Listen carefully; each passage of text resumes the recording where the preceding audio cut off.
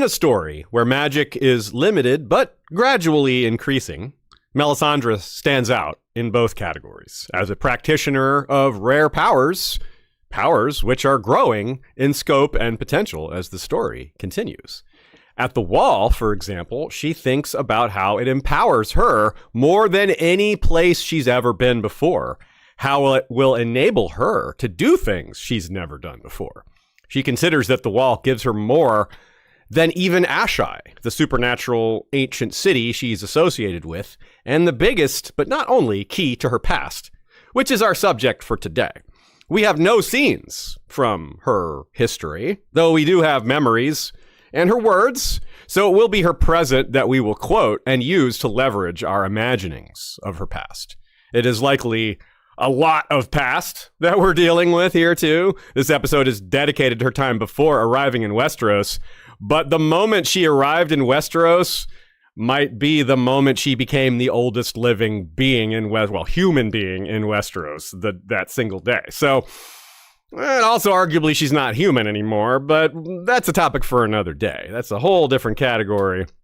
Her age, though, or rather agelessness, is but one of many mysteries surrounding her. She claims to surpass her peers in many areas, while also possessing powers that other red priests do not, such as shadowbinding. So we're pretty much going to have to go through all of her powers and abilities and talents to help understand how they fit into her background. Like, who taught her how to do that stuff? Much of the intrigue around her hidden upbringing lies in possible connections to those and other related supernatural elements. Like, what does she know about people like Quaithe, who's from Asshai and is a shadowbinder? And if Asshai has such a deep and ancient connection to dragon lore, well, what does she know about dragons? She was raised and educated in a place that's steeped in dragon lore, yet she has yet to speak much about dragons at all, or even think about it. But we will. And we have all that and more on this episode of History of Westeros podcast. Hello and welcome back, everybody. It's another episode of History of Westeros coming at you. Very excited to talk about this very fun, interesting, and deep character, one that we couldn't possibly cover in one episode. We got a lot of notes on Melisandre, just on her past, but as I said in the intro, we have to use her present to get at her past since we don't have direct access to that. But we're going to delve deep into that, and I assure you, you will enjoy it. Live streams happen most Sundays at 3 Eastern on YouTube. You can find the replay afterwards on YouTube or the following week on Spotify. You can also find it on podcast platforms anywhere you listen to podcasts. Anywhere you listen to podcasts. And if you want to listen ad-free, you can check us out on Patreon, where we have a special feed that has no ads whatsoever. This episode is brought to you by Topics Moot 2024. We gathered all patrons at the beginning of the year, did a series of voting, and came up with 12 topics. This is topic number 7. There are 5 more that will be finished before the end of the year. We're very excited to be covering all these fun things that y'all voted for. Sean, how's it going? You're getting ready to talk about Melisandre. I see you're wearing red appropriately. I've got the fiery heart of Stannis, which is right on point, too. Yeah, I think this is my reddest shirt. And I've also got a red drink. I usually have Magic Mind, but today I wanted to honor Melisandre. Nice. Yeah. This is the Rainbow Naked drink, which is a deep red color mixed with, what do you call the sparkling ice? The nice. Black raspberry sparkling That ice. is very, very richly red there, that beverage. Yeah. And I should warn viewers that my unsulliedness might come through this episode because I haven't done a thorough Valerie Reedus. I've done some Valerie Watcheses. But man, I was mind blown rereading some of the chapters. Melisandre saw Bloodraven in one of her visions. Yep. Like, whoa! And then he saw her back. Whoa! Yeah. That's not quite the topic we're on today, but I was caught up in some enlightening moments on rereading it. It's, again, you say this all the time, but I'm telling you, there's things I can't possibly. I don't know if I know who Bloodraven was when I read that chapter the first time. I maybe had this vague idea in my mind or something, but yeah. Yeah, you've learned a lot since then, too. That's right. So, yeah, this will be fun. We're coming at you with someone who's relatively new to the material and someone like me who's been versed in it for more than 20 years now. So hopefully that comes off well for y'all, getting multiple angles on that. And plus, we have Shay here weighing in every once in a while with some good takes. So let's get to it. Also, not spoken. I have the best insight of all. I'm someone who's cosplayed as Melisandre. That's true. You are kind of a Red Woman yourself. Yeah. Nina, not as much red, but also a big presence in this episode. Her notes are here, and her notes are usually in pink, so it's kind of like it's almost red. And look out for her blog over at goodqueenally.tumblr.com, 1L in Alley, and the latest blog post is a question about what if Viserys had married Laena, a young Laena instead of Alicent. How would that have made the Valyrians kind of like the Hightowers, basically? Yeah, you want to read her answer on that. It's pretty interesting. It's a good take for sure. Not quite, maybe not quite what you would expect.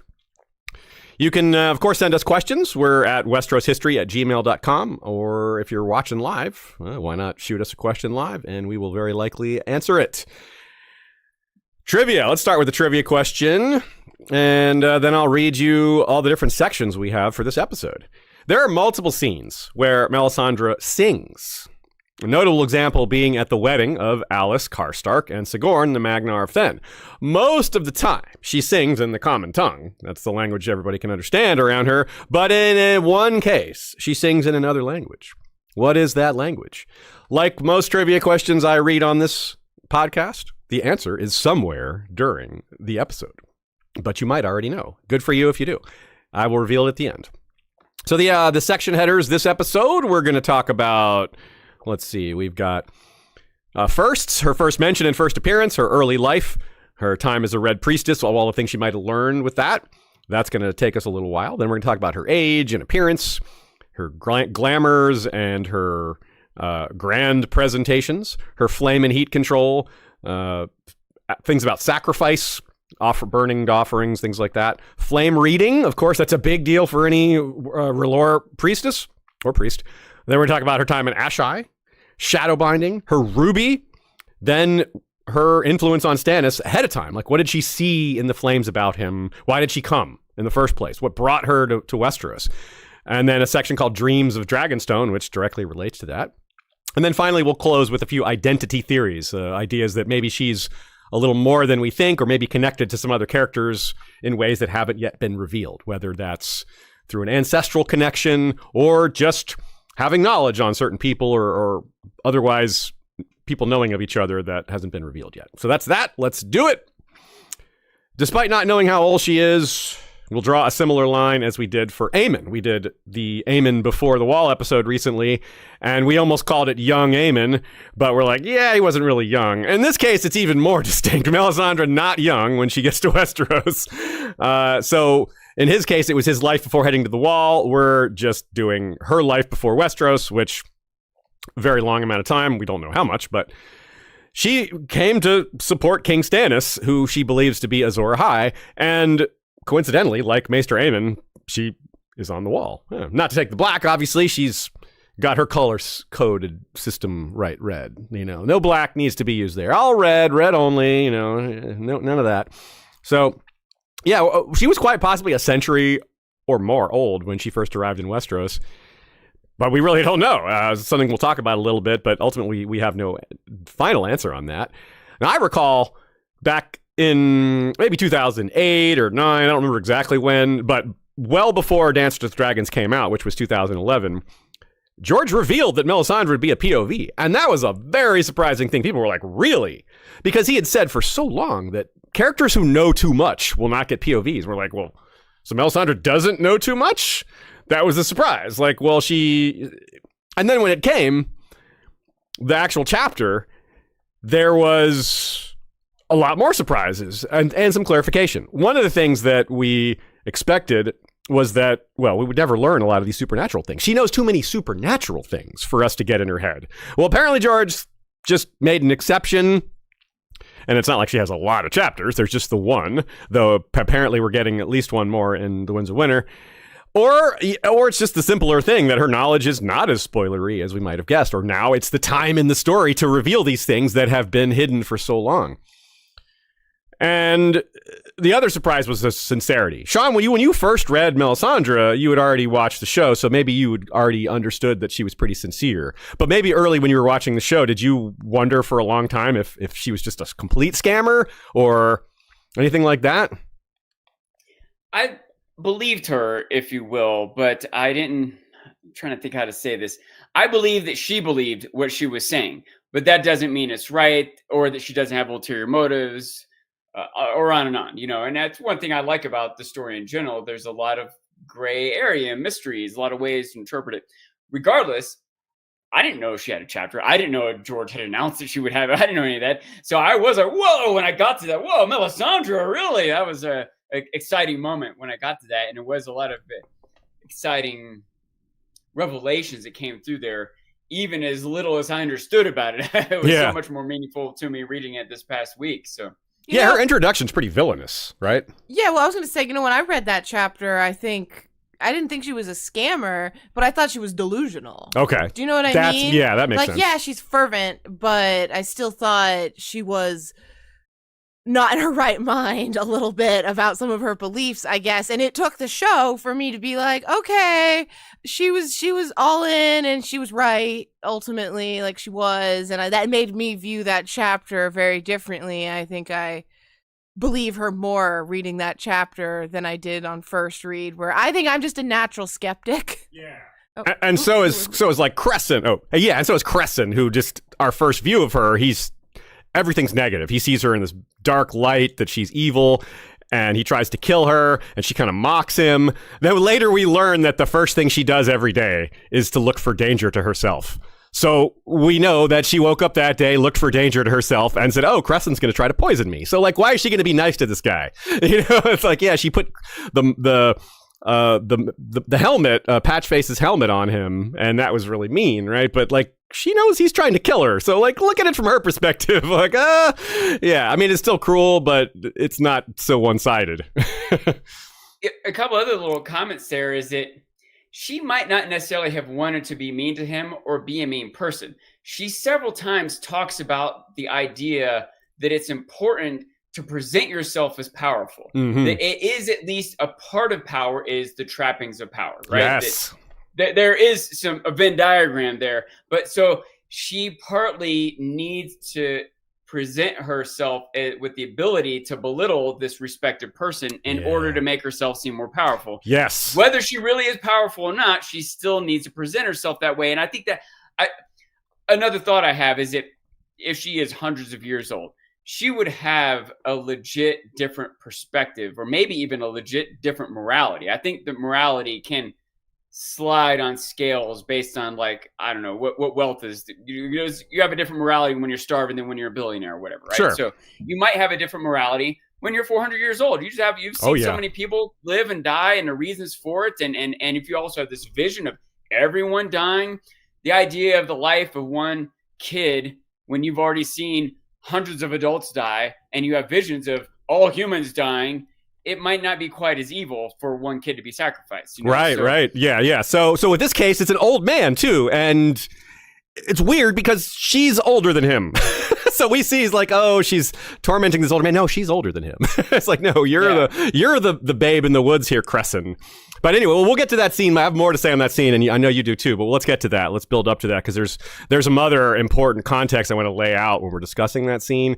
And and you're right, she uses it. She uses that moment to gain more attention from the man she's trying to get attention from in the first place, with Stannis. The other thing, not so much about that scene per se, but just, my perspective of her in general and how it evolved, is that sometimes I feel like maybe she has this bigger mission of saving humanity, but other times she's burning innocent people, at least relatively innocent, So I want to say that in some ways that chapter made her seem not so evil, because she wanted to spare Davos's fifth son. But also she still burned people, so she's still evil. Yeah. But also maybe evil has a different meaning when you're that old and you're trying to save humanity. So absolutely, anyway, she's an interesting character. We'll talk about no doubt. So she's also, the way she's introduced and the way she appears now, there's been a lot of change in the way we view her as readers. And some of that is probably George's intent. Others is probably that he's actually changed a little bit of his conception for her. He's probably grown his idea of the character over time. It has been a long time, and that's changed how she's been written. And that's more meaningful to a character of her ilk because she's so ancient and supernatural. There's more space and time to be filled in. There's only so much backstory a 20-year-old can have. And with A Song of Ice and Fire, we have POVs as young as 7 in Bran's case. Bran is an interesting comparison here because he's the most explicitly magical character POV other than perhaps Melisandre, who is the oldest POV. So, probably. So, the youngest and oldest POVs, being the most supernatural, that's pretty cool. I like that. Neat little bookend there. So let's go to the firsts. We like to start with firsts. Lots of mystery in her backstory. We can at least say that when she appears on screen for the first time on page, she's a fully formed character. Yes, she's changed a little bit over time, but she's extremely well defined. Like in terms of her own personality, what she's there for. She's got goals, she's got plans, and pretty much no one she encounters is ready for that. She's constantly backfooting people with her preparedness, her dedication, and frankly, her power and her appearance, which those two things are linked. So she's developed, and keeping with the Bran comparison, she's also about as far from a child as we can get. Let's talk about her first mention. This is Tywin to Kevan and Tyrion. Tyrion 9, A Game of Thrones. Quote, I have felt from the beginning that Stannis was a greater danger than all the others combined. Yet he does nothing. Oh, Varys hears his whispers. Stannis is building ships. Stannis is hiring sellswords. Stannis is bringing a shadowbinder from Asshai. What does it mean? Is any of it true? As an aside, it's interesting that he mentions a shadowbinder, not a red priestess. The shadowbinder is the part that got their attention, or at least the part that George wanted to point out early on. And we later hear she's been there for years. It's not, she got Stannis' attention kind of for the first time in that scene with Cresson. Like he was aware of her, but he kind of ignored her. But she's been a little patient, but it also shows that she's years ahead of this curve on the Azor Ahai thing. Like in A Dance with Dragons, the head priest of the Red Temple of Volantis, the biggest one in the world, is openly preaching that Daenerys is Azor Ahai. So things have progressed quite a bit. But Melisandre had been at Dragonstone for years ahead of Dany getting there. Maybe, again, she's probably jumped the gun thinking this stuff is about Stannis. And that's just by itself pretty interesting. This is a great example of you got to consider the source. Because let's just assume Varys got accurate information, which might not be true, right? But assume he did. He still might have wanted to present her as a shadowbinder instead of a red priestess, because that is easier for Tywin to dismiss, right? A shadowbinder is this magical thing from far away, whatever. Just like he's doing, he dismisses it. But if he said a red priestess, he'd be like, oh, that's a religion. It comes with some real power. Even though he would have thought a different thing about real power than Melisandre's magical power. But I think it's a great example of how Varys might have presented this to Tywin in a way that he wanted him to react the way he is. Interesting. Yeah, that's quite possible. So, for example, one of her proofs to prove who she is, that's one of the things that takes her a while, is to establish that she really is who she says he is, that she really has power, all that. And we get an early example here with a one-line quote. Melisandre has gazed into the flames and seen him dead. This is said by Selyse, and the him in question is Renly. And that's what happens. So that she proves her value there by predicting this death, and then making it happen. And then she actually appears shortly after this. So we've heard from her, we've heard her name said, but her actual first appearance, this is a nice lengthy quote, a great moment when Cresson bumps into Patchface, falls down, and then we meet her. He felt strong hands grasp him under the arms and lift him back to his feet. Thank you, sir, he murmured, turning to see which knight had come to his aid. Maester, said Lady Melisandre, her deep voice flavored with the music of the Jade Sea, you ought take more care. As ever, she wore red, head to heel, a long, loose gown of flowing silk as bright as fire, with jagged sleeves and deep slashes in the bodice that showed glimpses of a darker blood-red fabric beneath. Around her throat was a red gold choker, tighter than any maester's chain, ornamented with a single great ruby. Her hair was not the orange or strawberry color of common red-haired men, but a deep, burnished copper that shone in the light of the torches. Even her eyes were red, but her skin was smooth and white, unblemished, pale as cream. Slender she was, graceful, taller than most knights, with full breasts and narrow waist and a heart-shaped face. Men's eyes that once found her did not quickly look away, not even a maester's eyes. Many called her beautiful. She was not beautiful. She was red and terrible and red. Oh yeah, a lot of people remember that specific line about Melisandre, red and terrible and red. It's just such good writing. It's like, wow, how you make that repetition so meaningful. It's really good. You really get the vibe from Crescent, like, oh, he's so intimidated and frightened and worried. The ruby, the implied glamours, how she makes use of her appearance, and how that might have been part of her training. Remember, we're focusing on how she learned all this, what it does, what it means for her, why she learned it, and how it's guiding her in her task. These are all topics for today. She's so strong that he thinks she's a knight, right? He doesn't see her. This isn't glamour, right? So he doesn't know it's her. So this is real strength. So she really is strong, and this is backed up by other things. It's a notable detail. Like, she carries Stannis' banner at multiple times, which is, banners are really heavy, and it's really important that they stay up because it's like your royal symbol, especially in battle. Now, she doesn't actually carry it in battle because, well, she's not at the Battle of the Blackwater, and there is no other battle for her to participate in. But still, it's a notable detail. Soldiers, Marines, who can do 100 push-ups and run for miles when they carry the flag, they have a harness that it mounts into. They don't just walk around holding it, Yeah, I believe it. It's not so heavy you can't just pick it up and hold it, but if you're going to carry it around in, like in an entourage for, hours or whatever, yep. You can't just do that. You need some strength. Yeah. It's usually done by a knight, it's usually like a position of honor. So the fact that Stannis let her do it also is kind of meaningful. Like, taller than most knights is also like, wow, like that's really tall. I mean, it's not Brienne or like Tanzel, but it's up there.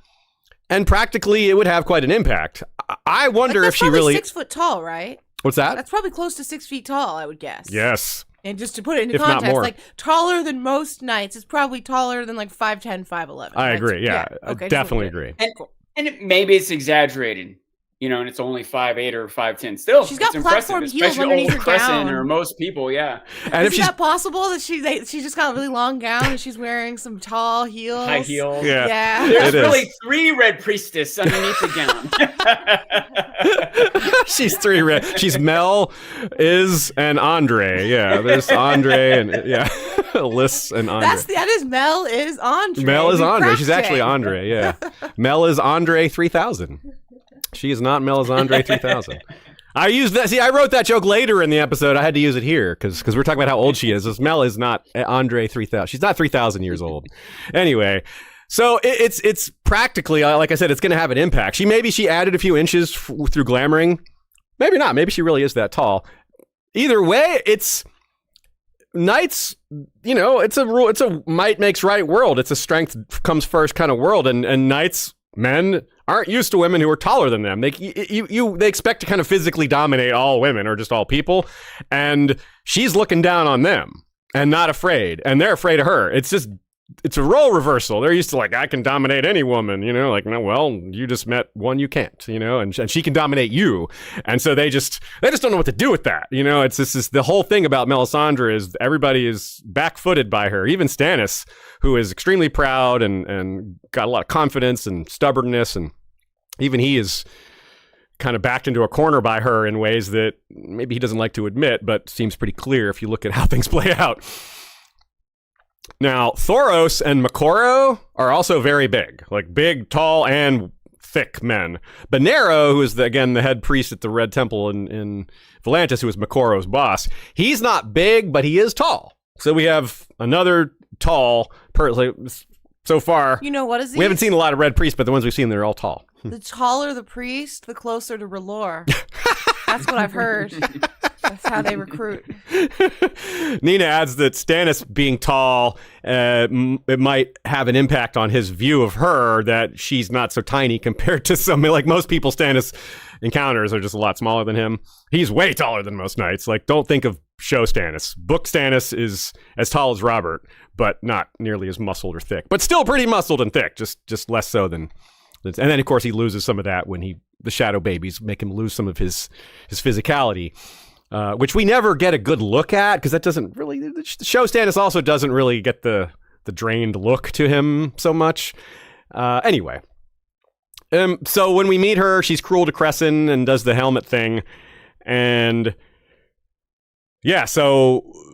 is she actually immune to poison, Sean? This is an interesting question we have. Or did she, because she saw the danger in the flames that morning, when she looks every morning to see if anyone's coming for her, she's like, okay, this guy's going to try to poison me. I'm going to take the antidote in advance. It'll look like I'm immune to poison, when in reality, I've just played it up a little. I can believe she might be immune to poison, or this poison, or something. But I definitely got to wonder if this isn't one of the examples of her making herself look powerful by using something mundane that makes it look magical. Do we think is there just like a generic antidote she could take, or did she know exactly what he would try to poison her with? That's a good question. That's my question. She might have known it was the Strangler, which is made in Asshai, or the plant comes from that. Sean's ready to give an answer here. Go for it. Yeah, I've thought about this. I don't have a direct, confident answer, but I have a lot of thoughts to put into it. They give a lot of description to Crescent pulling his poison out. They talk like the little purple crystals and da-da-da. So she might have seen that. That might have been her vision, is these purple crystals. And she knew what that was. Oh, that's the Strangler. Oh, someone's going to poison me. Who would do that? Ooh, probably Crescent. She might have not. Does that make sense? Sorry, I'm rambling. The point I want to make here is that part of her quote-unquote power is beyond magical. Even if she's magical, she still has a certain experience, knowledge, and shrewdness to be able to use her magic or magic-like powers, right? Like some other person with the same vision, some other person seeing these purple crystals get rolled out might not have known what that meant. But she knew, oh, that's the ingredients for the Strangler. Maybe I'm going to be poisoned. I'm looking for danger. Who would poison me? Crescent might poison me. Let me get ready for this, right? So she could put a lot of her life experience together to properly interpret this vision that someone else wouldn't have. Whether she's immune to poison or not, that is powerful, right? That knowledge, that preparedness, that deductive reasoning, and everything else. So I think it's very possible that she's not immune to poison. She just was prepared for this. Flip side, whether all that is true or not, she might also be not exactly immune to poison. She might be a sort of undead creature that just can't be poisoned or stabbed or get cancer. Or does that make sense? She doesn't need to eat or drink, so it's not a stretch. Yeah. The fact that she doesn't need food, right? That she feels like she just eats food to maintain the illusion for people, but R'hllor gives her all this sustenance. That's freaking magic. That's powerful, and that's magic. And the fact that that is part of her might also mean, like, I wonder when she does eat food, does it make her sick? Like, that's part of vampire I was just thinking lore. of that, they get sick when they eat food. And what we do in the shadows when they eat food, and they just projectile vomit. Yeah, everywhere. projectile vomit. Yeah. You know, maybe she just has an uneasy stomach when she eats bread, and maybe this poison does the same thing. Like, it could also be that she's not, whether she has some sort of immunity poison or took some antidote. We also know that sometimes she struggles through these moments, that she presents this strong facade, but really her ruby is burning her when she tries to maintain Mance's illusion or whatever, right? So it could be that inside she is feeling the effects of the poison, but she has strong enough a character to keep calm and keep cool and make it through this moment at dinner. And then afterwards she goes and pukes. But that still is more than Joffrey or anyone else could do with the Strangler. So I think the answer to the question is almost, it doesn't matter. She is powerful. Whether it's from knowledge or magic, she is powerful. Yeah, and she used this moment to project that power. She's like, this is what got Stannis to really take notice of her. It's like, wow, she just drank poison in front of everybody and lived. Like, that's just like dramatic and grand. Like, everyone saw it. It was like impressive. It was probably like the talk of the castle for the next week or so. And before that moment, Stannis had not paid her a whole lot of attention. And you're right. Like, it's not just dramatic. It's like her power triumphing over the power of the Maester. Like, the Maester is a wise, regarded man, someone who's deeply knowledgeable, who's helped Stannis a long time. His knowledge has helped a lot of people, his healing. Everyone in the castle probably owes him some thanks, you know? Yet Melisandre just, like, completely undid him. And it was very much like a stage performance. And he, not directly, but very much also sort of represents the Seven. Yeah, that's true. She just crushed him aside. She just crushed him, yeah. Seven. And then the next scene we get is him burning the Seven. Stannis is burning the Seven. Right? So these are, to dial this all back to sort of the point of our episode, these are things she learned. She learned how to use her powers to great effect. The mixture of real power and fake power to have an impact on a crowd of watching people, of witnesses, of people that she seeks to draw into her belief system, to convince them of what she's saying. These are things that any religion that sends out people to recruit will do things like this. She's just a lot more capable because she has real power and a lot more experience, and she's beautiful. Well, not beautiful. She's red and terrible and red. Well, however you want to phrase that, it's effective. It draws the eye, right? Like, Crescent doesn't deny that everyone looks at her. You know, it's like, wow, damn, she's scary and beautiful or not beautiful or whatever you want to call it. You can't not look at her. So yeah, nearly everything around Mel. Let's talk about her early life. Let's move back in time now that we've done some intro stuff. Nearly everything about her orbits around R'hllor, but she stands out from the other R'hllor worshippers in some significant ways. It's very much in line with George's style in a way. I've gone on and many times about how he loves to give us the answer before he gives us the question. We have mysteries that we get an answer to before the question is even revealed. We're like, oh, what's the answer to this question? Well, you actually got that a book ago. You just didn't recognize it at the time. This is a similar version of that, where George introduces Melisandre, and kind of we knew Thoros a little bit before Melisandre, but really Melisandre we get to know a lot better than Thoros pretty quickly. Most of what we know about Thoros comes a little later. He's just kind of barely introduced early in the Game of Thrones, and then it's Clash and really Storm where we get to know him. But Melisandre, we get to know her right away in Clash, and we've only seen other 4 red priests with names. There's only 5 total, and one of them hardly counts because it's just like this drunk guy in Bravos that Arya gives a name for, and no other detail other than he's a drinker and a red priest. So, like, what do we do with that? Anyway, what I mean by tall? Huh? Yeah, I don't even know if he's tall. Yeah, it's even tall. He has 2 Z's in his name, so I like that because I also have 2 Z's in my name. But basically, my point here is that we meet the exception to the red priests before we find out what a normal red priest is like. Melisandre is an exception, but we meet her first, and then we're like, oh, Thoros, Benero, Makoro, they're still pretty outstanding, but they're closer to normal than Melisandre by far. Like, especially like the things like the shadowbinding, but that's not nearly the only thing. So that's a very George thing to do. So she's pretty atypical, but other things are maybe kind of normal. Like, some of the things that most stood out about her are actually maybe kind of normal, like the age thing. Like Makoro, who knows how old that guy is? He might be really old. We don't know. Benero, I suspect Benero is pretty darn old. He's pale like her, which kind of gives that, like, the paleness kind of is a sign for agelessness. Like, Bloodraven's albino, so it doesn't really count for him, but he's an old soul. Yeah. So Benero might be older than Melisandre. I have no idea, but I would not be surprised if that was the case. And another thing many of them have in common is being enslaved. Red priests, they're all slaves, basically. There's little childhood to speak of before their time with the Red Priests, and whatever they would have is a distant memory of, like, who remembers before they were 7 very well? Like, maybe a few things here and there, but most folks don't, especially if you're like 200 years old. That would be farther away, right? So there's a strong reason to suspect that while Thoros was sold, he says his family gave him to the Red Temple. Is that really? It's still enslavement. I mean, it's like, oh, there's no financial transaction. That makes it ethical. No, of course not. It's still slavery. So Melisandre was just sold in general on the slave markets. Maybe that's kind of how the interpretation works. And that the buyer just happened to be the Red Temple. It wasn't that she was directly given to them. And here's where we get that idea. Here's the quote. It's a distant memory of it when she's looking into the flames. The fire was inside her, an agony, an ecstasy, filling her, searing her, transforming her. Shimmers of heat traced patterns on her skin, insistent as a lover's hand. Strange voices called to her from days long past. "Melanie!" she heard a woman cry. A man's voice called. Lot 7. She was weeping, and her tears were flame, and still she drank it in.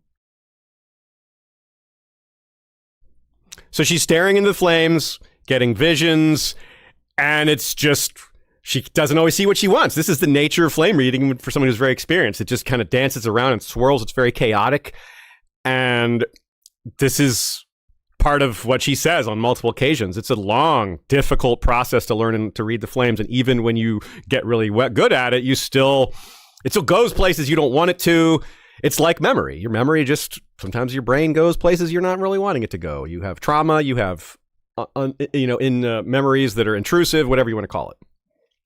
Long, difficult, and painful process, she points out. Yeah. Yes, painful. You're right. That's really important. So she, in this context also, she's wanting visions of Stannis, but she gets lots of other things. She gets this vision of her past, the vision of Alice Karstark, the vision of ominous towers crumbling into the sea, and then, this. So there's a strong hint that her given name was Melanie, and Melisandre is a adaptation from her original name. And that was her mother calling out for her. And then this man who yelled Lot 7 is just like the auctioneer or something like that. Seems like that makes sense. So these might be overlapping memories rather than the mother witnessing her auction, but that's possible too.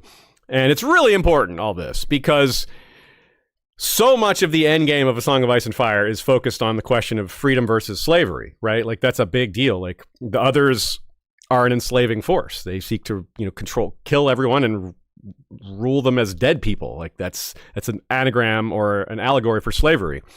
But arguably what the Red Priests are doing is a little similar. They just kind of drink their own Kool-Aid. Like Monero preaches how when the long summer comes, no one will die, and there's a summer without end. That doesn't sound good. Maybe it sounds slightly better than the others invading, but it sounds pretty bad. So I think that's fascinating that Melisandre is so immersed in both angles of this, that the horrific reality of slavery is something she's actually lived through, and that gives her a lot more context and maybe motivation to stop this fate for all of humanity, because that's what she believes is happening, and she might be right or close to right. And so Melisandre might be kind of like her new identity, the being that emerged like a phoenix almost from slavery and her humble origins, to become this powerful priestess of R'hllor that might be instrumental in saving the world. And that's probably how she sees herself. And maybe she doesn't have a whole lot of ego in it, but still, this is what would have been developing in her through her early years. This slow realization that this is how the world is, that there's a great war going to happen, and that slowly but surely she's realizing that maybe she's a little more equipped than most of her peers to do a lot of the things that need to be done. Flame reading she apparently was really, really good at. Also, this kind of reads like a little bit of just like standard sort of blocking out trauma, doesn't it, Sean? Like the distant memories that she doesn't really want to face. And then because later she thinks dreams are the whispering of the other who would drag us all into eternal night. And she doesn't like sleeping. She doesn't like dreaming. She has this negative view of dreaming that's kind of like, I don't think dreams are really that bad. They're bad for you because you have horrible memories. Right. But like in general, I don't think dreams are just like the whisperings of the great other. That seems like a bit far. Seems like very personal to her, right? Is that kind of how you read that too? Yes, and in another layer to it, if she's older, she would have been a witness to more tragedies, right? She would have seen friends and companions die of old age or battle. She's been how researched and traveled, and she's been, and I can imagine some other kind of dark things that priest of R'hllor might do. Like, maybe every person isn't pure evil, but every person isn't pure good either. And she's probably seen some of that, had some bad things happen to her. She would have more stuff to repress, And Yeah, remember absolutely. too, she did say that she doesn't have time for sleep. And it might be, there's a song, I don't have time for the pain. I think that's the name of the song. Like, I've got other things to worry about. Even if she is trying to repress memories, and maybe that's problematic, but she's worried about saving humanity. It's like, look, my personal traumas don't matter right now. I can see how there's multiple reasons for her to not want to sleep. No sleep till the long night. Yeah, just like the Beastie Boys wrote it. So this is a super interesting thing to think about, like how she has to somehow reconcile this awful trauma with, this is the path I belong on. I came to R'hllor, I'm doing the things I'm supposed to do to save the world. But how do you reconcile like her being enslaved and traumatized as a child as part of that journey? It's like, oh, that was all a necessary part of my path. Like, maybe it is, because someone who's been enslaved is perhaps better equipped to teach the world or lead the world out of that kind of outcome for other people. On the other hand, yeah, it also changes her view of normal things, like dreams, which they're not so bad. Now, Benero, High Priest of the Red Temple in Volantis again, this guy keeps coming up because he's one of our few points of comparison. He was also a slave child bought by the temple. We don't know that for sure about Makoro. It's just a safe assumption given how that seems to be the norm. And Jorah tells Tyrion that the Red Temple, quote, buys them as children and makes them priests or temple prostitutes or warriors. So apparently based on their skill set, and some of them probably cross-train. Like, given Melisandre's ability to seduce Stannis, it's quite possible she had some of this sex work training as part of her upbringing. We have no certainty on that whatsoever. It's just seems like a valid possibility. But clearly she moved beyond that because of her ability and magical doings, which was like, well, let's have you focus on reading the flames instead of earning money for the temple through sex work. That may have been part of her journey in her early years. And, much in the way that some of the men in the priesthood might excel better if they're also big and strong. They're smart, or they've got some mystical ability, and also they're big and strong.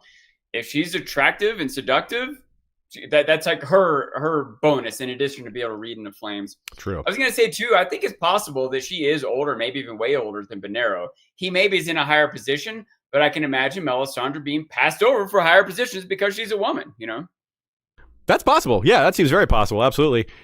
Now, of course, it makes a lot of sense that they buy them as children because they're susceptible to being taught. Like, their upbringing is what you give them. And all children are very susceptible to being taught and educated, and so you lock them in for life if you get them young, right? That's the idea. And now, one thing though, here's a little curveball: Melisandre was not initially purchased by the Red Temple in Asshai.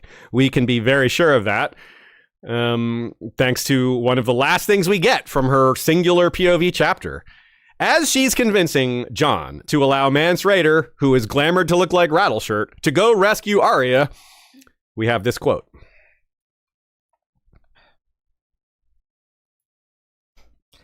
She made it sound a simple thing and easy. They need never know how difficult it had been, or how much... Actually, I'm just going to start. She made it sound a simple thing and easy. They need never know how difficult it had been, or how much it had cost her. That was a lesson Melisandre had learned long before Asshai. The more effortless the sorcery appears, the more men fear the sorcerer. Now, of course, it's not actually Arya that she's going to rather turn out to be Alice Karstark, and Mance doesn't find her anyway, but that's not the point here. We know she misinterprets sometimes. There's plenty of examples of that. There's more examples of her being right, and there's a lot of examples of her being kind of close, like in the ballpark. This is a good example of that. She's sort of right. The point is, though, that phrase, a lesson Melisandre learned long before Asshai. What, is she learning all these things as a child still? I don't think so. So she spent a significant amount of time at a different Red Temple, and then at some point moved on to Asshai. Maybe she was sent there. Maybe she went there of her own volition. Who knows? And it makes a lot of sense for a lot of reasons. One, well, she's been learning about sorcery since long before she went to Asshai, as it says.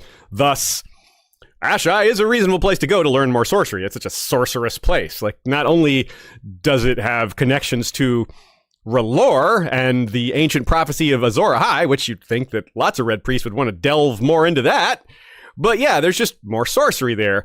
And there's the notion that there's no children in Asshai. So that's another thing we're told, which may be exaggerated, but it would fit with this, that Melisandre wasn't there as a child. So probably she was bought by one of the other Red Temples, probably one of the ones far to the east. Like, I doubt she was bought by the Red Temple in Norvos, like, you know, or Mir, like Thoros was, and went all the way to Asshai. That's so far. But maybe Volantis, maybe something, maybe even in Yee. I'm not even positive they have R'hllor worshippers in Yee, but that would fit. Or Morak, a great Morak. There's the island, the large island south of Karth that is pretty much never mentioned, but lots of people live there, you know?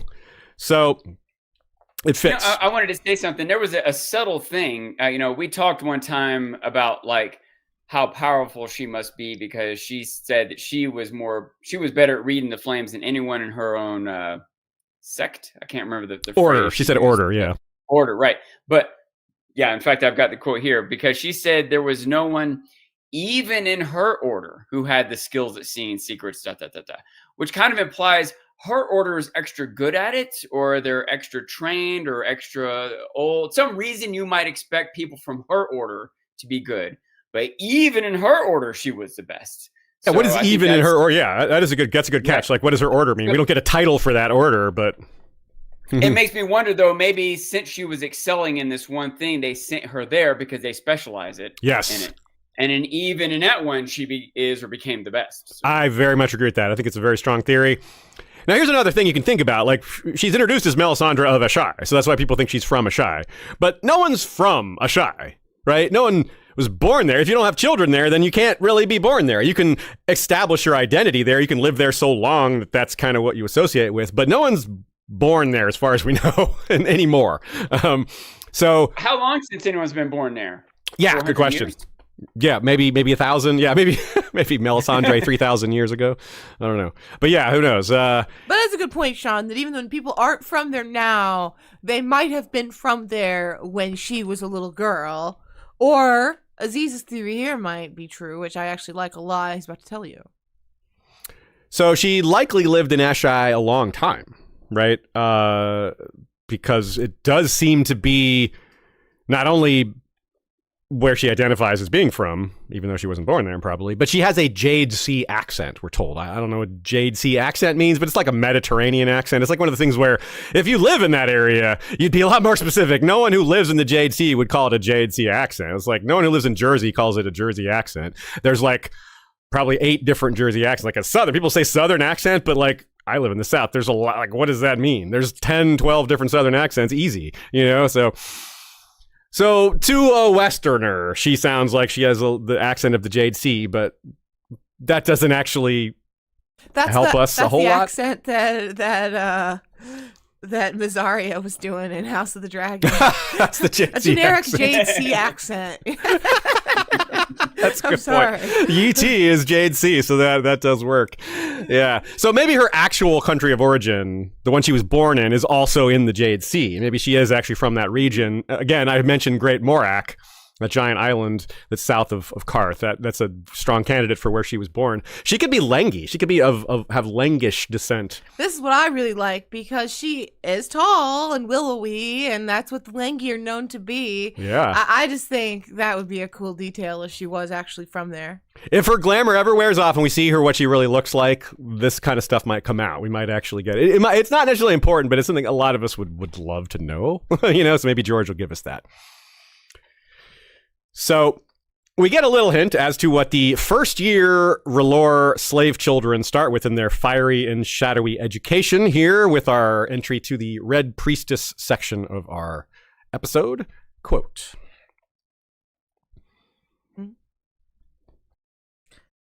It was never truly dark in Melisandre's chambers. 3 tallow candles burned upon her windowsill to keep the terrors of the night at bay. 4 more flickered beside her bed, 2 to either side. In the hearth, a fire was kept burning day and night. The first The first lesson those who would serve her had to learn was that the fire must never, ever be allowed to go out. First lesson is a key phrase here. It's not magical. You don't have to do anything magical to keep a fire going. I mean, you can, but it's not required. Like, just get some wood, throw some more wood on the fire. But we all know the Red Priests are big about their night fires. They do them. They celebrate the dawn every morning. Yay, R'hllor's given us another day. And at night, they light the night fires to get through the night, sort of as a ritual, like a micro-long night thing. Every day is a gift from R'hllor. And this is a big deal. So like a young acolyte, just keep that fire going, add more wood to it. Maybe 20, 30, 50 years from now, you have some supernatural means of keeping a fire going, but it's the ritual before the magic. You learn the basics. And Nina points out a great parallel to the real world here. George is probably borrowing some of this from the Vestal Virgins of ancient Rome, who were responsible for keeping the sacred fire of Vesta eternally lit. And they would get severe punishments if they failed to do that. So we do have other Red Priests in the story that help us corroborate some things, even though there aren't a lot of them. None of them are POVs, and we've only got the one Melisandre POV, so we sometimes are digging into uncertainty to figure things out, but other things seem pretty well established, like some of their beliefs and certain prophecies they believe in. But if she's raised in Asshai, it's different than being raised in Volantis or Myr. Like, these are different cities. They have vastly different cultures. Just compare any religion in a very different place. Like, compare, I don't know, Christianity, and we'll keep using my part of the country in the American South, to Christianity of Europe even now, or Christianity of Europe 300 years ago, or just very different. I mean, there's so many different versions of Christianity. You get the point there. So these versions aren't necessarily categorized and annotated in A Song of Ice and Fire, but they surely exist. There are surely differences between the Red Priests of Asshai and the Red Priests of Volantis. Maybe just minor cultural differences, but maybe major ones, like the kind of things that would, I don't know, cause a schism between popes, and like that kind of thing has happened in the real world, where the two popes it's more of a political thing, but it's rooted around differences in interpretations of the scripture in a lot of cases, or one side labels the other as blasphemers. It's like, no, you're the blasphemer. No, you're the blasphemer. I don't know if Red Priests have ever had that kind of schisms one before, kind but not quite believe possibly. in candles, and the other kind is like beeswax, tallow, beeswax, tallow. It's all about candle schisms, I guess. I don't know. I could see that sort of thing going on. They get really upset about the type of candles. So I think this is fairly obvious that these differences exist. We just don't have the details as to what those differences really are. George confirms this very distinctly without really elaborating. At one point, before A Storm of Swords was published, someone asked him, do Thoros and Melisandre worship the same god? And George said, yes and no.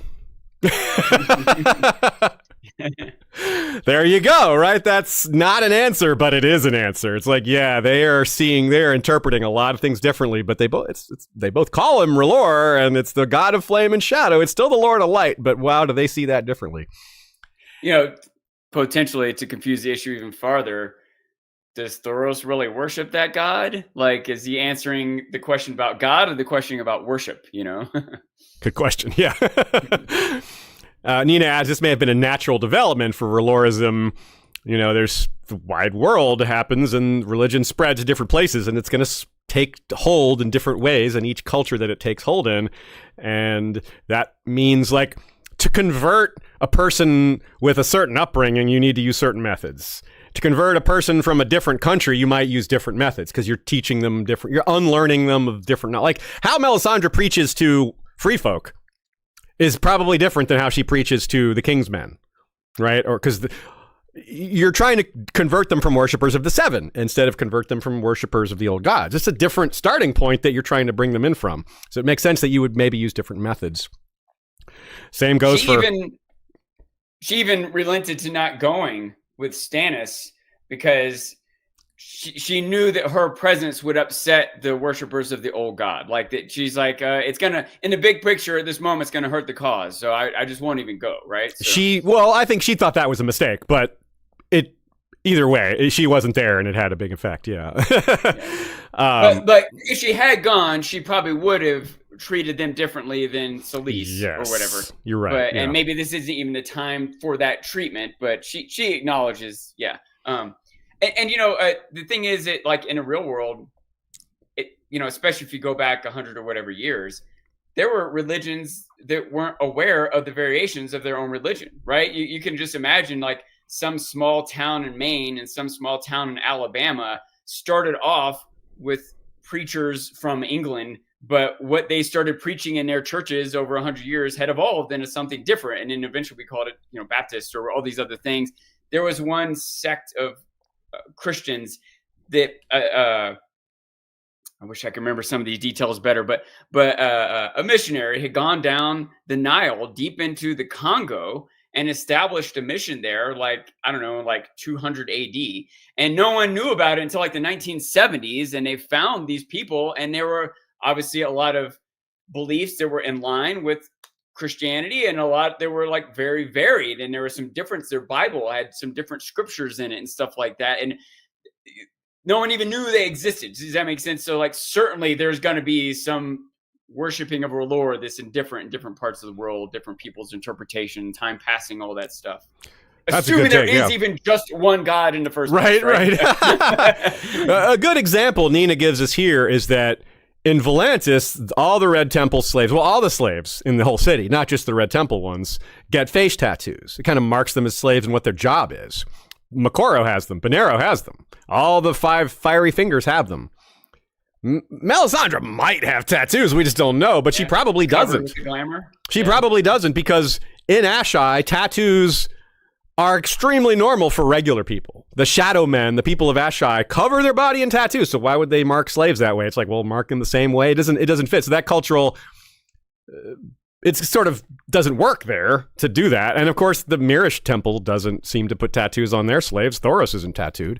So this is just small examples that imply much greater cultural differences that we're just not aware of. And perhaps more on to the point too, what sort of hierarchy exists between the different Red Temples? Halden Halfmaester refers to Bonero as the first servant of the Lord of Light. In the world, or just at the Temple of Volantis, which is the biggest temple in the Red Temple of the world? So like, their hierarchy is still a little hazy to us. Like, how does the Red Temple in Volantis interact with the Red Temple in Asshai? Does Bonero have like primacy over them, or does he have an equivalent first servant over there? These are just things that we don't know yet, and it's very wide open. But surely these hierarchies, these systems exist to some degree.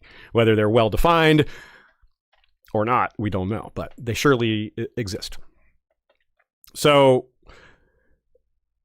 those red priests are really the only ones we have any info on, and as far as we know, they don't know her. We don't know if Makoro, Thoros, or Bonero have ever heard of Melisandre.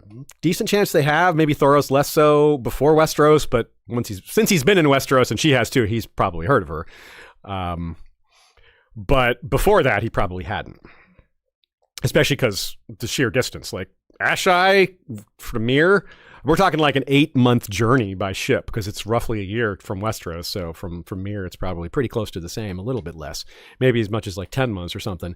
So yeah, pretty wild. Early years, as any acolyte or novice to a religion, especially one that maybe expects you to live longer than normal human span of time, would probably have a lot of tedium, like a lot of studying texts, basic indoctrination, and just chores. Keeping the fires lit, sweeping. I imagine that's what a lot of the kids do, just basic devotional tasks that they just use them as cheap labor for the most simplest things. They are slave children after all, so this is actually better than what they'd get if they were taken as slaves to some other household, in most cases, which, again, a very, very low bar for that. And they're orphans, so they really want to belong somewhere because they don't have a place in this world. They're very susceptible to indoctrination, to being given a place to be, and just some place to belong. And they're skilled at that. This is an organization that's very good at impressing people with grandeur. They're ancient. They're empowered with magic. They're boosted further by their tricks. All the things Melisandre knows how to do, I have no reason to assume she's the only one that knows how to do those things. None at all. Like I feel like it's probably very common. You want to impress people, impress the rubes, get them to buy into your religion. It's a story as old as time, right? Older than time. She might know how to do more different things like that. Yeah. Right? She's been older. If she's that much older and has done it that much longer and maybe traveled to different temples and made a point of it, every priest might not have the same dedication and ambition that she does. So she might be better at certain things and know more different things, but certainly not the only one that knows any of these things. Right? Yeah. Totally agree. Well put. Like, in fact, Thoros like lighting his sword up. Even if there's some pure magic, there's probably some trick to it also. He probably has some special oil or something that makes it a bigger flame or lasts longer. Well, at first it was wildfire. But then as magic increases, it's like, well, he doesn't have wildfire out in the woods like the brother. He's living in a cave. Where's he getting wildfire? Like he's clearly, it's the rise of magic is kind of like Melisandre. It's like he's enabled to do things he wasn't able to do before. You just reminded me of something I wanted to point out earlier. I wonder if this is at least a piece of what's going on when she thinks that her powers are stronger at the wall. I wonder if it's also at least partly that her powers are stronger at this moment in time. That if she was at some other place in the world, her powers would still be stronger. Maybe it's amplified by the wall too, but I wonder if it's, she said something like, they're more powerful here than even in Asshai. But I wonder if really they're more powerful here than even 2 years ago. Maybe. It could be both, yeah. I suspect it's the place matters, but you could be right that there's multiple factors in play. Yeah. So going back to just like the early days of the temple, we get a sort of an example of this, which is Arya being a novice at the Temple of Black and White, or House of Black and White, and that's kind of what they do. Like she's just like pulling coins out of the fountain, dressing up bodies, just basic chores until they slowly bring her into the greater mysteries of things. I kind of guess that's pretty similar for the Red Temple. And the ones who show natural aptitude for certain things would be singled out and promoted faster. Kind of like Arya was. She was very talented, a lot of these things, and maybe there's more going on there than just that. But Melisandre appears to be was probably ahead of the game, ahead of the curve, talented, etc. I doubt this came later. But then, of course, you learn basic scripture and dogma, right? All the basics of lore, flame and shadow and whatever that entails. Why shadows are actually creatures of light, all their dogma. Like I said, just all the clever phrasings and philosophies they've put to words, things that you can use to win arguments or to impress people or to back people into a narrative corner with your words, kind of things like that. And of course, they'd learn about Azor Ahai, right? That's part of their basic, legendarium, for lack of a better word. Maester Yandel said the legend of Azor Ahai spread west from tales kept in annals in Asshai of the Long Night. So it's like Asshai is maybe one of the only places, if not the only place in the world, that actually has written records of what happened in the first Long Night. So again, it makes so much sense that a red priest would go there. It almost makes you wonder why more red priests haven't gone there. Actually, maybe a lot of them have, and we just don't know it. Maybe just, again, Melisandre just excelled, or she's just a cut above, or she just had a lot more bravery, a lot more faith, a lot more zeal, a lot more certainty. That's the certainty, that she had more certainty. But why? Well, we'll continue to get into that. Now, recruiting. That's another thing that's got to be part of her training. How to bring more people into the faith. That's something almost any faith will teach, is how to make more followers. We've already talked through some of those with the basics of how you indoctrinate the children in the first place. Well, they would in turn learn to indoctrinate others using those same tactics and same methods. And like how to have a strong presence, how to appear powerful, how to show no fear, how to project your voice, just like non-magical things that could be enhanced by magic. But the basics of that it's like teaching someone how to be a good public speaker. Like those are real world things. Lots of real world preachers, priests, reverends, ministers are very good at public speaking. Very good at it. And so is Melisandre. They're very good at surrounding themselves with the trappings of power, yachts and suits and rings. So we'll see examples of this throughout the rest of the episode of how Melisandre, yes, uses the trappings of power and other things like that. Another thing they would use or do is just basic priestly functions that would make them more acceptable into a wide variety of communities. It's kind of surprising, yet not surprising, that of all the people to perform the marriage of Alice Karstark and Sigorn the Magnar of Fen is Melisandre? No one at the wall seems all that surprised or put off by, because, hey, she's a priestess. Valid. Priestesses, priests, they do marriages. That's just how it works. So run with that. But they would have expected probably to be married by a Septon or something like, well, I don't know what Sigorn expected. He's a Magnar of Fen. I don't know. No idea what he was guessing. It wasn't Melisandre. He wasn't expecting that. So she knew what to say. She had all the right words. She was very practiced when she did this ceremony. Probably wasn't her first time. Probably wasn't even her 20th time. So another thing that she would have learned in her basic days, that not the most relevant story-wise, but still, it's a big on the list of important things or lesser things that she learned how to do in her training at the Red Temple, I almost said. She knows multiple languages, too. That's another thing that she would have learned either on her own or by the temple's teaching. Very true, very true. All right, let's take a quick break. Get back to it. We got a lot more about Melisandre. We got more Red Priest action. We have barely scratched the surface of her supernatural training and how that will play out a little more. So stick with us, my friends. We've got way more to come. This right here is what a box of Magic Mind looks like. Isn't this nice? A 15 pack. Look at that. It's lovely. It's like an ammo belt of mental performance. I love these little guys, these little green dudes. Little shots, very powerful. It says sharper mind, lower stress, calm energy. I'll vouch for that. I will definitely vouch for that. Y'all have heard me talking about this stuff for a while now, and I love to talk about how the long-term effect it's had and individual effects. I'm going to maybe try to round up a few of those things and kind of just recap what some of those things are. There's the routine that I love. Establishing an easy, simple habit helps me establish bigger, more important habits in my life. Start small, go bigger. Reduction of coffee drinking for me. Improved concentration and memory, which is a direct effect of Bacalli Monnieri. I've forgotten the scientific name for this herb that's very heavily studied. And those are probably the big three for me, but there's more. What about Sean? Do you have anything to add to that? I was going to say that I have usually I'm drinking it on the stream, but like I said, I have my Melisandre red drink today. Yeah. But I still drank it this morning. And I have said in the past, I found it helped me when I was working out. I felt like I didn't get as tired as much when I was running or going to the gym. And I've gotten more accustomed to the flavor. At first, I was mixing it with a naked drink or what do you call it? The sparkling ice or some other thing to give it a little more sweetness or whatever.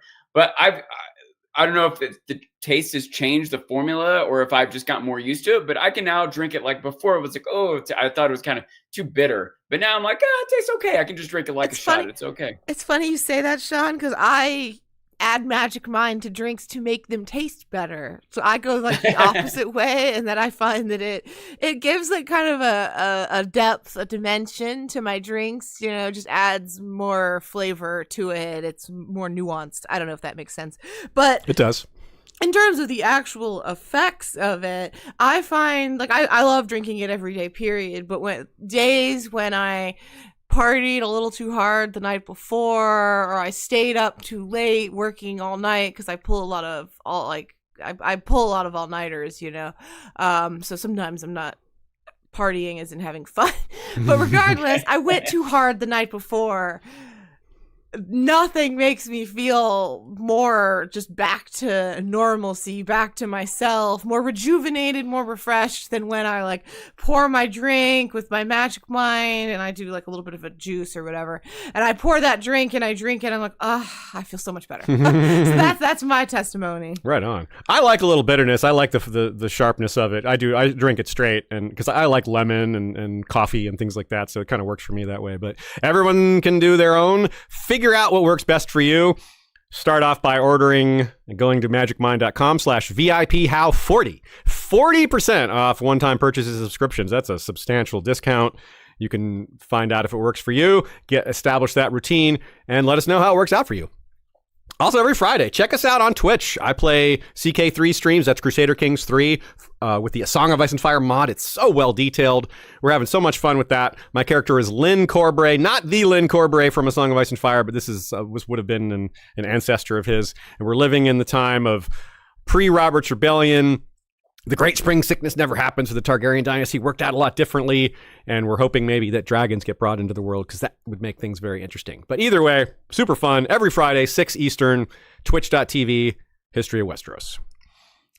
Pyramidion says, the Lot 7 flashback is a memory from the skin she is wearing, just like the Arya's flashbacks. That's an interesting theory. I don't know if I agree, but I'd like the idea that it's a flashback from a person that's not her. Which is possible. It's established, like you said. Arya had flashbacks of a person that is not her. That explicitly happened 100%. I'm not sure that's what's happening here, but it's a valid idea. At a certain point, what's the difference? Yeah, if you're having those flashbacks, those memories, aren't those your memories too? You know, like okay. She lived you didn't that experience them when they were new, but you're still having them. Yeah, okay. You're still affected by them. I don't know. Yeah. Where did her ruby come from? Are there memories in the ruby? You know. Ooh, interesting. That's an entirely possible. The memories are stored there. That is a George R. R. Martin thing. That's a great theory, Sean, because I hadn't thought of that. And we are going to talk about the ruby separately, but I don't have this particular point included to talk about. George created the concept of whisper jewels in his sci-fi setting, which are jewels that contain essence of memory. There you go. That's very much what you just suggested here. So you just like hit on a George R. R. Martin invention without even George realizing got that for me. George got that for me. Dom Tartaglia says, that is a good comparison re vernacular Christianity, as I always read Melisandre as inspired by Catharism. Now, Catharism, the Cathars were a sect of Christianity. And I think in France, in the early Middle Ages, I forget when, but yeah. And they were dramatically different than a lot of Christian sects. One fatal flaw was that they weren't as, what was it? They weren't as big on, there was something about their construction that made their religion, no way this was going to last, because it was like they weren't as populous as Catholicism, or I forget. Anyway, I'm rambling. I can't remember what I was talking about. So good call, Dom Tartaglia. Appreciate that. Shout out Folkwise on Twitch and YouTube. Guilty Undertaker says, I could see the Riverlanders who follow R'hllor seeing Beric as a kind of messianic figure, something Associ followers would have no reason to do. Yeah, that's true. Why would Associ people care about a Westerosi agent? Is, well, they would still like maybe honor and respect him as a servant of R'hllor, like a special champion of R'hllor, but they wouldn't follow him, right? Like not necessarily as much, but maybe taking it as proof of his power. It's like, yes, R'hllor is great, but what do we care about Westeros? That's new sort of, I mean, there's so much at play here. I doubt this is where George is gone, but I can imagine a scenario where a R'hllor sect established itself in the Riverlands that with Beric being their champion or their god or their prophet or whatever, and they not even knowing all the other trappings of R'hllor. Yeah, they never knew about it. Yeah, and no one in the Temple of Atlantis knows anything about Beric either. And so, but yet still, you could have this R'hllor religion crop up. Yeah, that's pretty interesting. I have a comment I want to put in here that I don't think we're going to get to the bottom of, but it's just something I was like, it's not really what we're looking at here, but it really intrigued me. One time when Mel is talking about the idea of how part of the spell, part of the glamour is people's expectations. And she's talking about, she wants Mance to wear the bone. She's worried that, the spell's not going to work as well, And she names off some things. She's like, I can't remember now, but she says like a certain suit of armor, a sword, or a hood in your garment, or a bag of finger bones. It's like, what? There's sort of an implication there that she has or would disguise someone as Davos. Is there any? There are theories about that comment, but I've never seen one that I was like, "Oh, that's got to be it." It's a very peculiar remark. I mean, she's aware of Davos's finger bones. She certainly knew he wore that all the time. I just figured it was just set up for the future. It might be. That's where I'm at right now. What? I'm like, it could be set up, but what? Yeah. It was too much before this episode for me to investigate every Davos chapter and wonder if that was really him, Yeah. I have always, I guess, assumed that at some point there would be a false Davos that they would use finger bones for that for. Maybe to convince Stannis of something, because Davos is well moved by Stannis. So I figured it was foreshadowing for something we have not yet seen from a shadowbinder. Foreshadowing for a shadowbinder. It's interesting, too, because we have seen Davos outside of his own POV, only in Crescent's POV. That's the only time I think we ever see Davos from someone else's point of view. Oh. It's always because he's our insight into all those things that he's seeing. Like no one else is in those chapters. Like Davos hasn't been at the Wall because he went off to go to Skagos. So we haven't seen Davos through. We've seen Melisandre think about Davos, but not in his presence. Because in her one chapter, Davos is, she thinks Davos is dead. Or no, she doesn't. She thinks she knows he's alive because she keeps his son alive, and specifically thinks of treating him well. Anyway, but Stannis thinks Davos is probably dead because of the lost ships or whatever. The ship crash, yeah. Yeah. Anyway, so let's talk more about age and appearance and further Red Priest training and powers. Thoros doesn't seem old enough to even want to hide his appearance. We don't know that he could, though, if he wanted to. I don't know that he has that power. He may never have learned that. Makoro and Benero, I don't think they're hiding their appearance because they look very shocking and they have the face tattoos. They have the same tattoos they were given when they were younger. That doesn't mean they don't use glamours, but I don't think that they're hiding their appearance. They're natural, Whereas Melisandre almost certainly is. And as I said before, Benero and Melisandre both have very pale skin, which is kind of telling. Meanwhile, Makoro's is like so black it looks like he's been burned. Not like the euphemism for black people. No, like actual black. Not brown, which is what people usually say, right? So it's possible Melisandre is several centuries old, if not maybe more like a Bloodraven-ish age, like a century and a half. I wouldn't go beyond 4 centuries. To me, that's getting a bit kind of like, I don't know, it just feels wrong, but it could definitely be. My guess lands in the 150 to 200 range, but I don't have a strong opinion on it. I'm curious what the rest of y'all think. Weigh in on what you might think Melisandre's age is if you're feeling it. Any guesses, Sean or Shea? Not more than 200. More than 200, okay. Not more than 200. No, not more than. So you're kind of in my range then. Yeah. Okay, cool. My thought is that once you get past somewhere around 150-ish, probably even less than that it might as well be 300, 400, 500 because I just don't think a human can naturally live that long, right? And so once you get past that, some new supernatural thing is taking over. And when you add in things like she doesn't need food, right? Then I think, okay, easily it could be 300, 400. I don't. Yeah. I think he's already dead, or isn't a natural human, or is there some other thing going on that doesn't have the cap on life? Like her cells aren't degenerating, and she doesn't need to absorb protein for mitochondria or whatever. Well, she's just a being that exists and isn't growing older. Does that make sense? Yeah, I always get hung up when it comes to long-lived age. I get hung up on the memory aspect of it, on being able to remember all of these things and have such a long life, and just how that functionally could work. I felt that the show The Good Place actually delved into that in an interesting way for me, just like in terms of like what can humans process, like in terms of a length of life. Where do we start? Just like, where do our brains just start like degenerating and we just don't remember our early lives? You know what I mean? So the supernatural maybe makes that excusable, but that is more reason why, to me, it's more feasible, more possible for someone to live 200 years and remember their life. Whereas when you get to 400, 500, I'm like, I feel like they would be crazy. Like, I feel like they would be functionally insane, in some ways. Maybe is. Yeah, and I guess that's the other thing. The other series that gets into that is the Stormlight Archive a bit, where they show like these long-lived beings who, it kind of really messes with your brain. Anyways. Yeah, like the green seers very slowly become part of the tree. So at some part they're not human anymore. I don't know when that line you draw that line, and maybe it's a similar concept here. It's like at some point she's just not human anymore. I don't know if she's reached that point yet, but not eating, not drinking, not eating sleep. You definitely can see how it's approaching that if it isn't already there. And as far as her appearance, like she's concealing what she actually looks like. She's probably concealing her age and other things.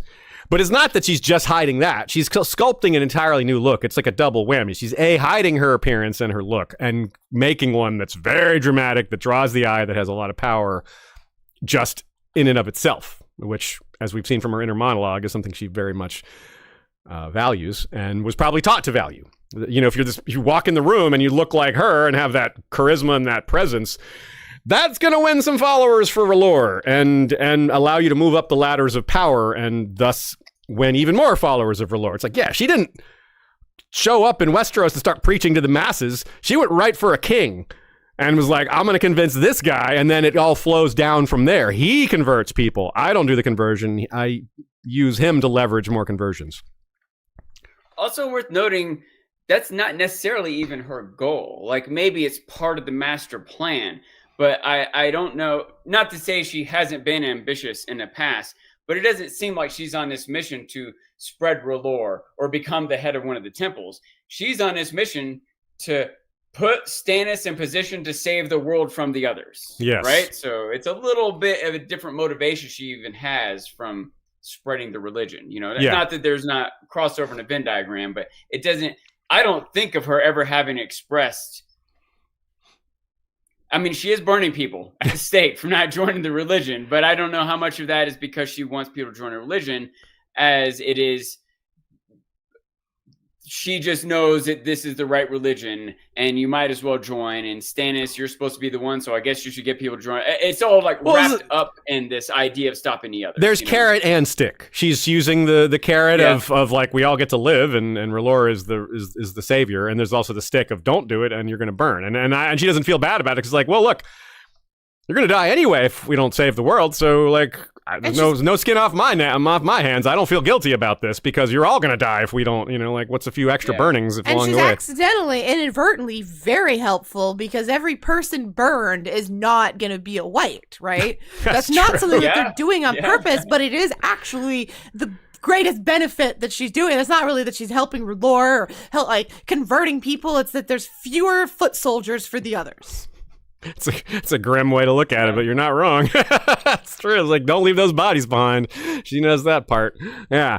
So, Nina puts it as it's almost like the politics of appearance. She's a foreign outsider in Stannis' court, so she has to distinguish herself as independently powerful. She can't just only rely on what Stannis does for her, because then she seems like she's just like cozying up to power and getting those benefits without providing like a remora or a suckerfish. What value do you bring to the table? But she demonstrates a lot of value. And that's probably what gets her attention from Stannis in the first place. And she knew to do that. She's like, I'm going to have to make a splash. I got to show that I'm really valuable. This is a king that cares about merit. I need to show that I have merit. Not a splash, an ash. An ash. Good point.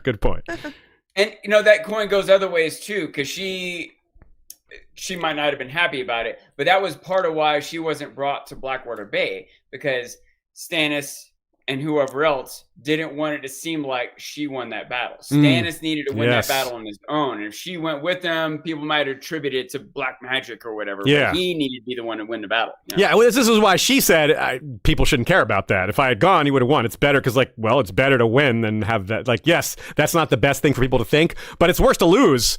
Yeah, that's true. Yeah. So you'd rather win and have people suspicious of the reasons why you won than have a little loss. So I can believe that she really is tall and redheaded and maybe even beautiful, just that this is enhanced by magic, because the best glamours have truth to them. It's not invented out of whole cloth. So maybe she really is, and I definitely think she's strong, because I don't think you can fake that, which does imply that she's a bigger person. So, which leads you to the tall thing, Anyway, and again, the not eating and drinking stuff. She prays that she will never dream again one day, and that implies like a slow process of transformation is happening here. I was gonna say, I will say, you're saying like if under the glamour, she's really is some of these things, right? Yeah.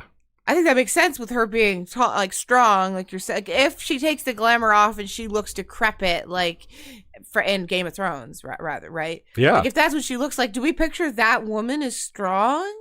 No, woman holding a banner and so that's kind of interesting to think about, what we think, when the glamour drops, is the strength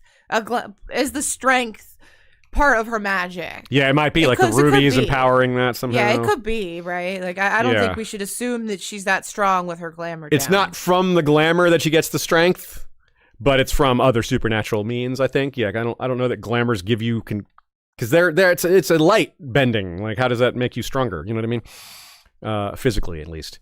But let's talk more about glamour. Let's get into that specifically. And this section is called Glamours and Grand Presentations. Sorry, I know we could go on about this forever, but pointing out that she could be drawing power from multiple sources. So, like, she could have these real powers from her lore to, like, read flames and power this glamour. But she could also have some shadow binding power that has nothing to do with her lore that lets her birth a baby. Some potion she takes that makes her muscles regenerate, or absolutely. We know she has certain powders that can, or poisons, and etc. So she can have power coming from multiple sources. The glamour makes her look a certain way. Some other thing gives her a certain strength. Absolutely, and this is a good segue to glamours, because glamours are one that does seem to have that overlap. It seems to be a power of R'hllor, but not exclusively a power of R'hllor. Let's hear from John for one, A Dance with Dragons. The execution of Mance, who is actually Rattleshirt, with the illusion from Melisandre. This comes after the death, after the burning, and we have this scene. Mel has the crowd and grips them by the throat like the world-class religious performer she is. Quote, I just want to say, we had people ask for a cat, and I have a cat all over me right now as I read this quote. There is a cat, just not on camera. Yeah, okay. The Red Woman's robes of deep dyed scarlet swirled about her, and her coppery hair made a halo round her face. Tall yellow flames danced from her fingertips like claws. Free folk! Your false gods cannot help you. Your false horn did not save you. Your false king brought you only death, despair, defeat. But here stands the true king. Behold his glory! Stannis Baratheon drew Lightbringer. The sword glowed red and yellow and orange, alive with light. Jon had seen the show before, but not like this. Never before like this. Lightbringer was the sun made steel. When Stannis raised the blade above his head, men had to turn their heads or cover their eyes. Horses shied, and one threw his rider. The blaze in the fire pit seemed to shrink before this storm of light, like a small dog cowering before a larger one. The wall itself turned red and pink and orange as waves of color danced across the ice. Is this the power of King's blood? I think this is the power of glamour, John. It's like, that is really pageantry. Bright, though. Now, this right? is a woman who genuinely loves pageantry. This is a woman who genuinely loves pageantry. Yeah, lots of tricks and skills probably being used here. Yeah, she described, or the chapter described the different powder she had hidden in her sleeves, and one of them was to make the flames glow a certain color or whatever. I wonder if she applied something to the fire, to his sword, maybe a glamour. But once again, I see multiple things could be coming into play to exacerbate this light show. Yeah, this is very much like a fiery sermon, literally fiery, like with the actual fire quite present. The brimstone is there too, but it's the fire and the light that really shine out. And there's fire. It says fire dancing from her fingertips. Like that's part of the showmanship. Makoro does this through his staff, which is now lost. Presumably, it fell overboard when he did. He didn't have it when he got picked up by Victarion. Bonero does it too, but his is fancier. He does, like, when he's doing it in front of the crowd, the Tyrion and Jorah, they're Valyrian glyphs. The little flames come out and turn into glyphs. And the glyphs are dark and like gloomy and speak of doom. And it's like, ooh. It's called Lightbringer, but it's like blindingly light. So yeah, bright enough for a horse to almost throw its rider. Like that is like, it's hard for me to imagine how bright that is. Oh yeah, did throw it. It did throw. You're right. Yeah. It did throw a rider. You're right. Not almost. And that's interesting too. That means it's going beyond just like expectations, right? Mm-hmm. Like, because a horse doesn't have the same expectations. I could see like Wolf might know who Mance is. He might know. He can smell. Ghost. Why can't I think of Ghost? Thank you, God. Ghost might not be getting tricked by this glamour. but the horse was, so there's some realness to it and not just a glamour. Well, it's funny you say that because Ghost is fooled by one of her glamours later, if you recall. Okay. So John's like, oh, wait, don't do that. And she's like, Ghost. And then she comes up, Ghost comes to her and is like all friendly. And it's like, well, that's interesting because Ghost is a bearer of red flags. Ghost warns us about bad people and bad things. And it's like, well, is this George tricking us? Is Melisandre fooled Ghost? Or is this a sign that Melisandre, maybe it's not that bad. Not that bad, or a little somewhere in between. But I think it's just like her intentions towards John, right? That is also perhaps, she doesn't intend John any harm. Yeah, that's what goes to sensing usually is less. It's not as much just general intentions. That's a great point because what does Melisandre do every morning? Look for danger to herself. Ghost looking for danger to John. There you go. Oh, yeah. But again, this isn't just about sight. Melisandre shows the ability to use other forms of illusion besides light illusions. There's one example of sound illusion that she uses. When she undoes the glamour on Mance to reveal, or on Rattleshirt to reveal that he's Mance, she says a word. John hears one word, Mance hears a different word. She thinks neither is the word that left her mouth.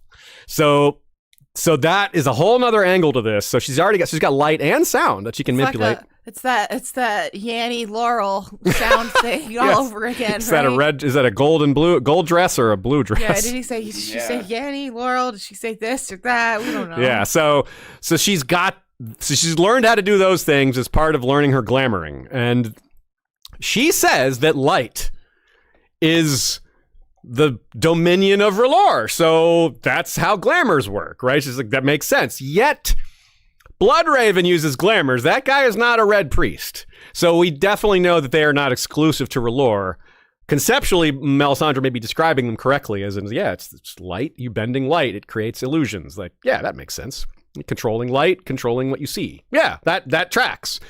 But to say that only the Lord of Light can give that gift, that's we can pretty explicitly say that's not true. Just like I'm supposing if she could draw on power outside of R'hllor, someone outside of R'hllor could still draw on R'hllor's power. Yeah, or they're drawing from something that they have labeled R'hllor and it doesn't really have a name. It's just more neutral or whatever. Yeah, it's just some life energy, some fire elemental power they can draw from. Who knows? Who knows what to call it? But yeah, you would guess though that the R'hllor would kind of push the notion that it's theirs, that it belongs to their god. Well, there's only one god, so you might be claiming it comes from somewhere else, but we know it comes from R'hllor. Yeah, Bloodraven is just channeling R'hllor. That's what they would say. But that's a philosophical question, I suppose. Back briefly to the idea of masks. It's funny that she's not wearing a mask like a lot of people of Asshai, but she is kind of wearing one. It's a mask of light. It's not a physical mask. It's a glamour mask. So there is that. And to back that concept up, we have Quaithe, who is a shadowbinder, who when she appears to Dany in the Dothraki Sea, she's wearing a, quote, mask of starlight. There you go. That's a pretty good parallel, right? Let's talk about flame and heat control, something that red priests seem to have an ability to do. She is always hot, and that's not an illusion, nor is it a euphemism for her appearance, although that is an accurate thing you could say about her. That's not what I'm talking about. When she's walking around, she's just melting snow and ice, like just standing there. It's just melting. She's just hot all the time. She doesn't need coats. Doesn't seem cold at any point. She's like, nah, I'm good. And that's not fake. Like she really is. She's in perpetual menopause. Actually, that's what's it's not hot flashes. It's just she's just hot. Yeah. There's no flash. It's just. So with the swords catching fire thing, we let's return to that briefly. We haven't even seen her do it. Let's not forget. Like you see her do it in the show a lot, but set that aside because she has not done it in the books at all. But I bet she can.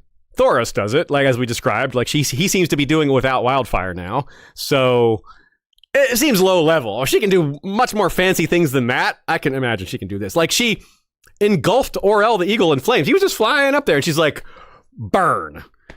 If she can do that, she could probably put a sword on fire, right? I mean, to be fair, eagles are more flammable than swords, but like the distance, like she just like didn't even point at him as far as we know, just like, you will burn now. Like, whoa. damn.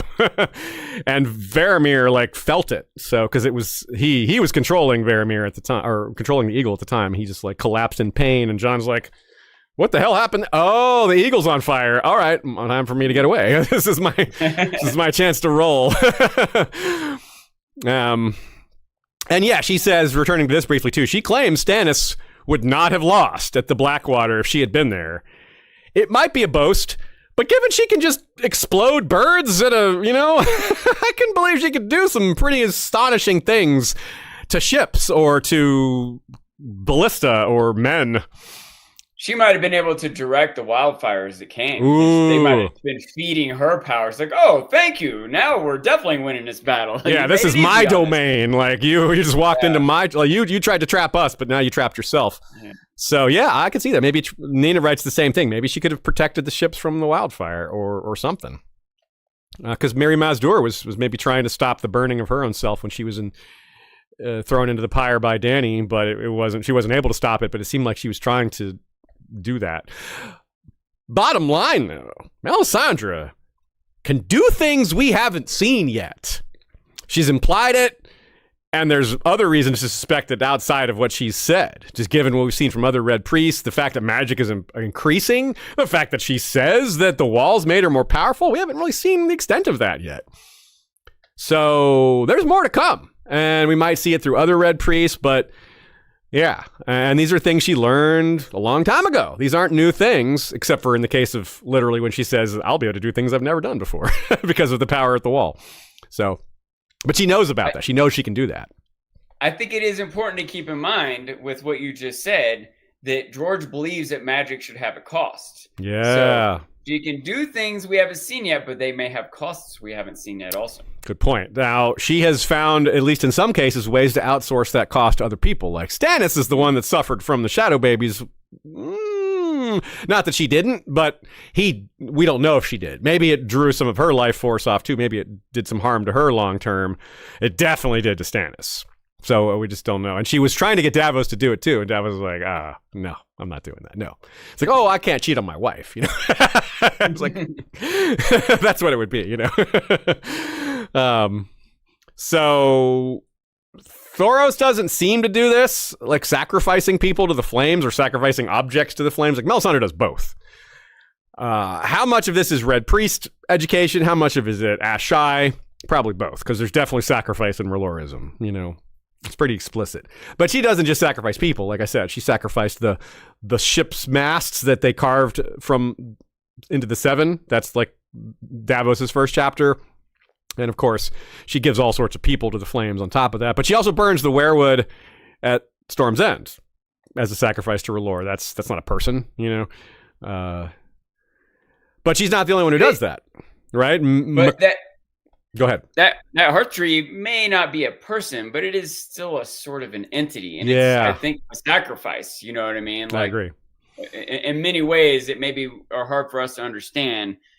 Maybe Melisandre does or doesn't understand them. I can imagine she might have a notion, but just doesn't believe it. That's a bad religion anyway, but yeah, Bloodraven might have felt that, So she learned that somewhere. She learned that there's power in sacrifice. There's power in, like she says, it's like, well, if you have a man who has 1,000 cows and sacrifices one, that's no true cow. That's no true sacrifice. She's the one who says that. And that's part of her argument to Stannis to sacrifice Edric Storm. He's like, yeah, he's your nephew, but that's part of what makes it a great sacrifice. That's a good thing, not a bad thing, And like, but this is what she was taught. This is her education. This is how she was brought to believe. Like, yeah, the more powerful, the bigger the sacrifice, the more response you get from the man upstairs.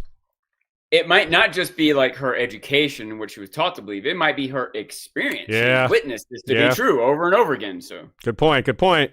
Now, like, again, Thoros doesn't do this. So this is another example of not all Red Priests have the same cultural values. Not all Red Temples teach their priests the same things. They don't all worship the same way. They don't all feel the same way about certain aspects of what their brethren at other Red Temples might believe. Some of that's cultural. Some of that's just the way it developed. Yeah. You remind me of something else I meant to say earlier when we were talking about like how some people drafted, enslaved, whatever, brought into R'hllor. they show a certain aptitude or talent for something and they get promoted or advanced or focused in on, one thing they might show is a willingness to do it. Like, hey, kill these kittens and you can, make the flames burn longer. And some little girls might be like, I don't want to kill the kittens. All right, you're not promoted. The mean little boy's like, I'll kill kittens. I don't care. All right, you're getting promoted, That's very similar to the unsullied dog killing thing that they have to do, which is it's horrible. So maybe that's part of her lore upbringing is they do some they devise these tests for the young folk to get them more acclimated to sacrifice and giving up the earthly things to further the grand goal of R'hllor. I mean, it's not just Edric Storm she wants to burn. And she burns leeches and does the whole Joffrey's gonna die, Renly's gonna die, Robb's gonna die. Like, where did she learn the power of King's Blood? Like, that isn't something we hear the other Red Priests talk about. No, maybe we just haven't had the opportunity. Maybe it just hasn't come up. But Thoros doesn't say anything about King's Blood. Neither does Bonero. Neither does Makoro. Again, we haven't exactly had a lot of conversations with these characters.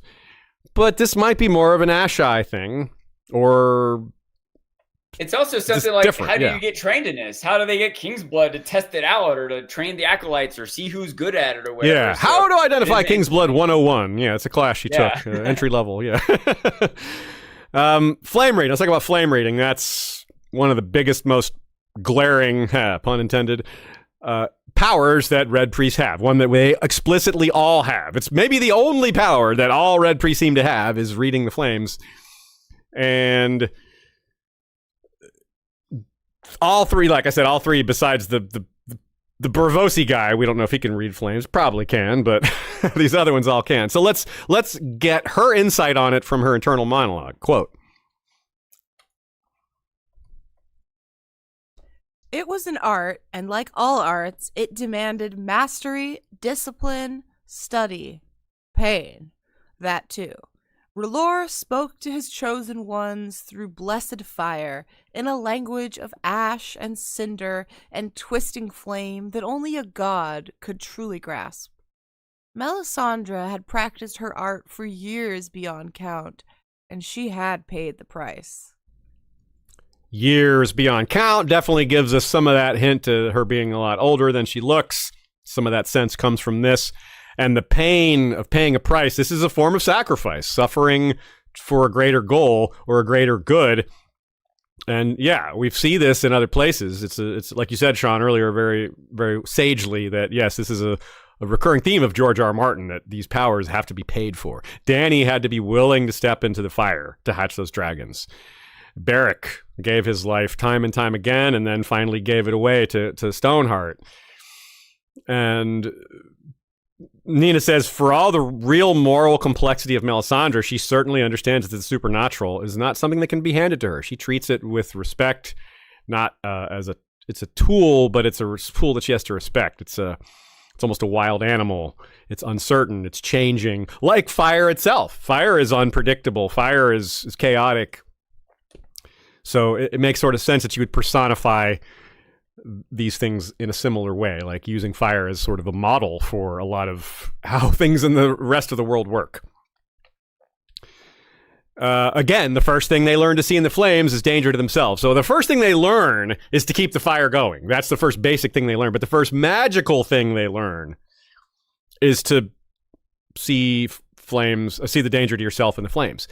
Being confident in that, Melisandre's old enough that she's probably had several times where she's like, yep, I saw that danger to myself. I prevented it.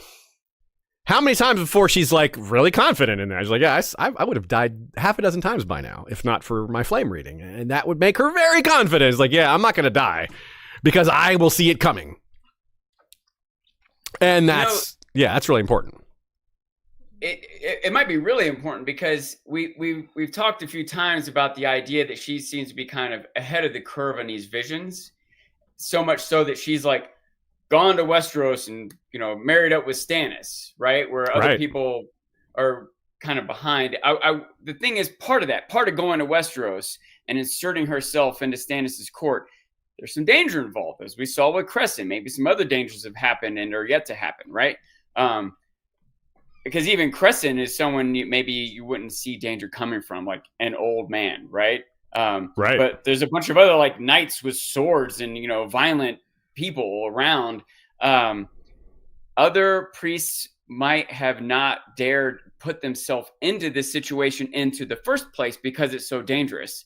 But she is so confident and skilled at reading the flames, she's more willing to do it than other people. Does that make sense? Yeah. It might be a combination of her being better at reading the visions to let her think Stannis is the one, or a bigger threat is coming. But also she's more willing to go do something about it because she is more confident in danger. And then the other people are, because they're not as good at detecting danger to themselves. Makes sense. Some people maybe tried to do something and got killed because they didn't see the danger coming, or other people have been nearly killed and are afraid to try again because they're not good enough at reading that. But she is. So her confidence and her skill combined are what has put her into the position she's in now. Competence and confidence. Yes. Yeah, I like it. Yeah, that makes a lot of sense. And after so many iterations, yeah, her confidence would just continue to grow. And it's also just rooted in faith. Like, no, I have this, I'm here for a purpose. I have a destiny, etc. I won't die before that. But of course, you have to cross your I's and dot your T's. Yes, I said that backwards on purpose. Now, she says, or thinks to herself, there was no one, even in her order, who had her skill at seeing the secrets half revealed and half concealed within the sacred flames. We quoted that before, but important enough to say again. It doesn't really come off as boastful, like it's confident, but not boastful. It's not like, I'm better than everybody else. No, it's just, this reads to me like someone who knows, like she's compared herself specifically. She's seen how other red priests do this, and they come up short. Like, she is better. On the other hand, like, how many, there's a big world. There's a lot of red priests.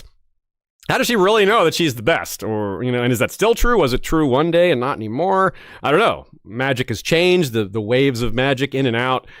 I don't know where she gets such confidence that she's the best, but I do understand why she has confidence.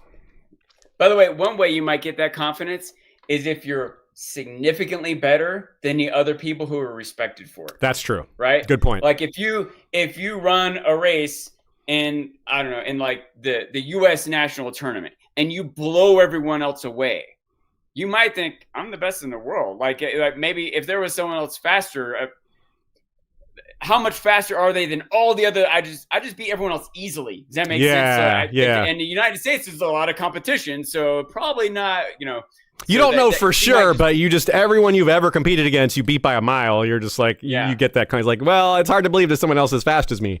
Yeah, you might be wrong, but you have certain if it was at the Olympics. Right? Yes. If you're at the Olympics and you easily beat everyone. I mean, I guess maybe there's some dude in Jamaica that didn't come to the Olympics, but everyone that was here, I beat him easily, so I probably would beat them too. Yeah, absolutely. So, again, I want to repeat that while Melisandre has gotten a lot of interpretations wrong, just going through, rereading every scene she was in and getting I didn't make a list of all her predictions, but the number she gets right is kind of astonishing. I've never focused just on Melisandre's only like this, and so I didn't have this awareness before, but yeah, she gets so many of them right. The wrong ones stand out more, but that's why I want to reiterate how many ones she gets right because of that. I think more people have noticed the wrong ones. This next section is called Straight Outta Asshai. At one point, she went or was sent to Asshai. Again, we don't know which it was, whether the Red Temple sent her because of her talent and wanted to develop it more. Asshai would probably have a lot of talent there already. It's such a sorceress city, but maybe she's just stood out and was just that good. It's also the place by, quote-unquote, the Shadow, which is, you'd think that's R'hllor's dominion. He's the god of flame and shadow, and you're like, well, that's maybe closer to him in some way or closer to the heart of him. I don't know how you would see this as a zealot. But if she went on her own, the entire implication, again, is tied to her flame reading skill. She's like, I'm just better than this at everybody. I'm going to develop these even further. I want to learn more about what I might be able to see, what I'm seeing here. Delving into the ancient mysteries, learning more about history, learning more about Asshai, and the things that Asshai has to teach her would help her interpret her visions even more. She would broaden her horizons, learn about what else is out there to know, and thus be more able to comprehend what she's seeing. Or at least that might be the thinking. I'm of course sort of vamping here, but that's it reads that sounds intuitively right to me. And there's just power itself. Like A Song of Ice and Fire is, among many things, talks about power. One of the main themes is power corrupting, the pursuit of power, the use of power. the wall increases her power. She thinks of it as a hinge of the world. And the only place that came close before was Asshai, which implies that Asshai is maybe the second most powerful. So that's a reason to go there too. Like, well, I use magic. If I go there, my magic will be powerful. It seems kind of straightforward when you say it that way. But there's also other little hints that might tie in. Quaithe, again, a shadowbinder from Asshai, tells Dany, to reach the light, you must pass beneath the shadow. Is Melisandre aware of that phrase, of that concept within the prophecies? Is she trying to follow that same path to try to unearth some of these mysteries? Because not only is it an ancient repository of sorcery, again, it's probably the best place, and not the only place in the world, to find old texts on Azor Ahai. So you would think Raloris would want to work on that or learn about it, and maybe even more so in these last few years when there's maybe more reason to suspect that these things are coming to a head. Azor Ahai, the birth of Azor Ahai may be closer to coming, or maybe it's already happened. Well, according to her, it has. Like, she thinks it's Stannis. According to Bonero, it's Dany. Now, we get an example of this when she's burning the 7 wooden gods in A Clash of Kings. Quote,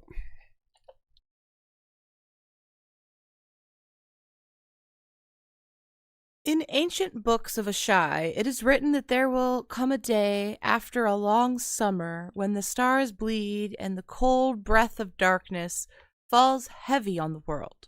In this dread hour, a warrior shall draw from the fire a burning sword, and that sword shall be Lightbringer, the red sword of heroes, and he who clasps it shall be Azor Ahai come again, and the darkness shall flee before him. she prays to R'hllor in at least 3 tongues, one of which is the speech of Asshai, and she sings in Asshai at one point, that must sound really creepy. Is this where she learned about the power of King's Blood? Asshai, I figure it's more likely she learned it there than from the Red Priests, but maybe. Again, the Red Priests, no other Red Priest refers to the power of King's Blood. The only other person who says that is Maester Aemon. And it's in the context of Melisandre maybe burning Mance's child. So, so this is a bit of a mystery that maybe goes off the beaten path of just R'hllor stuff. It may be another example of her cross-training in other magical disciplines. I like to say that if this were D&D, she's multi-class. If a lot of Red Priests are clerics, she's cleric/sorcerer, and maybe multiple types of sorcerer, maybe multiple types of cleric. I don't know, but she is cross-trained. However you want to phrase it, she's got skills outside of what normal Red Priests learn, and that is a lot of this right here. For example, dragon lore. I brought that up in the intro and haven't said it since. Asshai is filled with knowledge about dragon lore. Dany was originally going to go to Asshai. George wrote it that way. That's his plan, was to send her there. But he didn't. So in a lot of ways, you wonder maybe Melisandre is bringing Asshai to Dany, since she's not going to Asshai. Who else knows more about Asshai than her? Who else has this collected knowledge? Mary Mazdur was burned to death, and she didn't spend nearly as much time there. Marwyn. Okay, Marwyn has been to Asshai, and he supposedly is going to Dany. But is that enough? Is that, I don't know.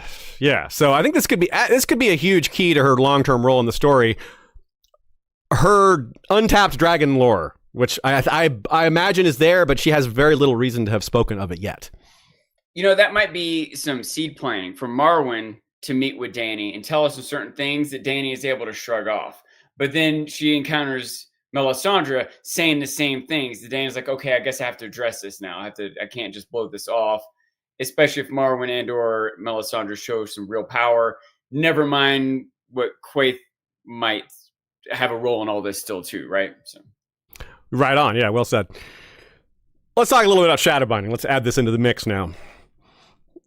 Quaithe, Mirri Maz Duur, and maybe Marwyn are the only ones who have explicitly have knowledge of shadowbinding or the ability to do it. But only Quaithe is actually from Asshai that we know of, or has spent like a large amount of time there. Mirri Maz Duur has studied there, Marwyn studied there, but they didn't live there for super long periods of time, as far as we can tell. I kind of doubt Marwyn is actually able to bind shadows. He just knows about the magic. I don't think he actually casts the spells, but maybe. And she summons a shadow twice that we see, and it's clearly no simple thing.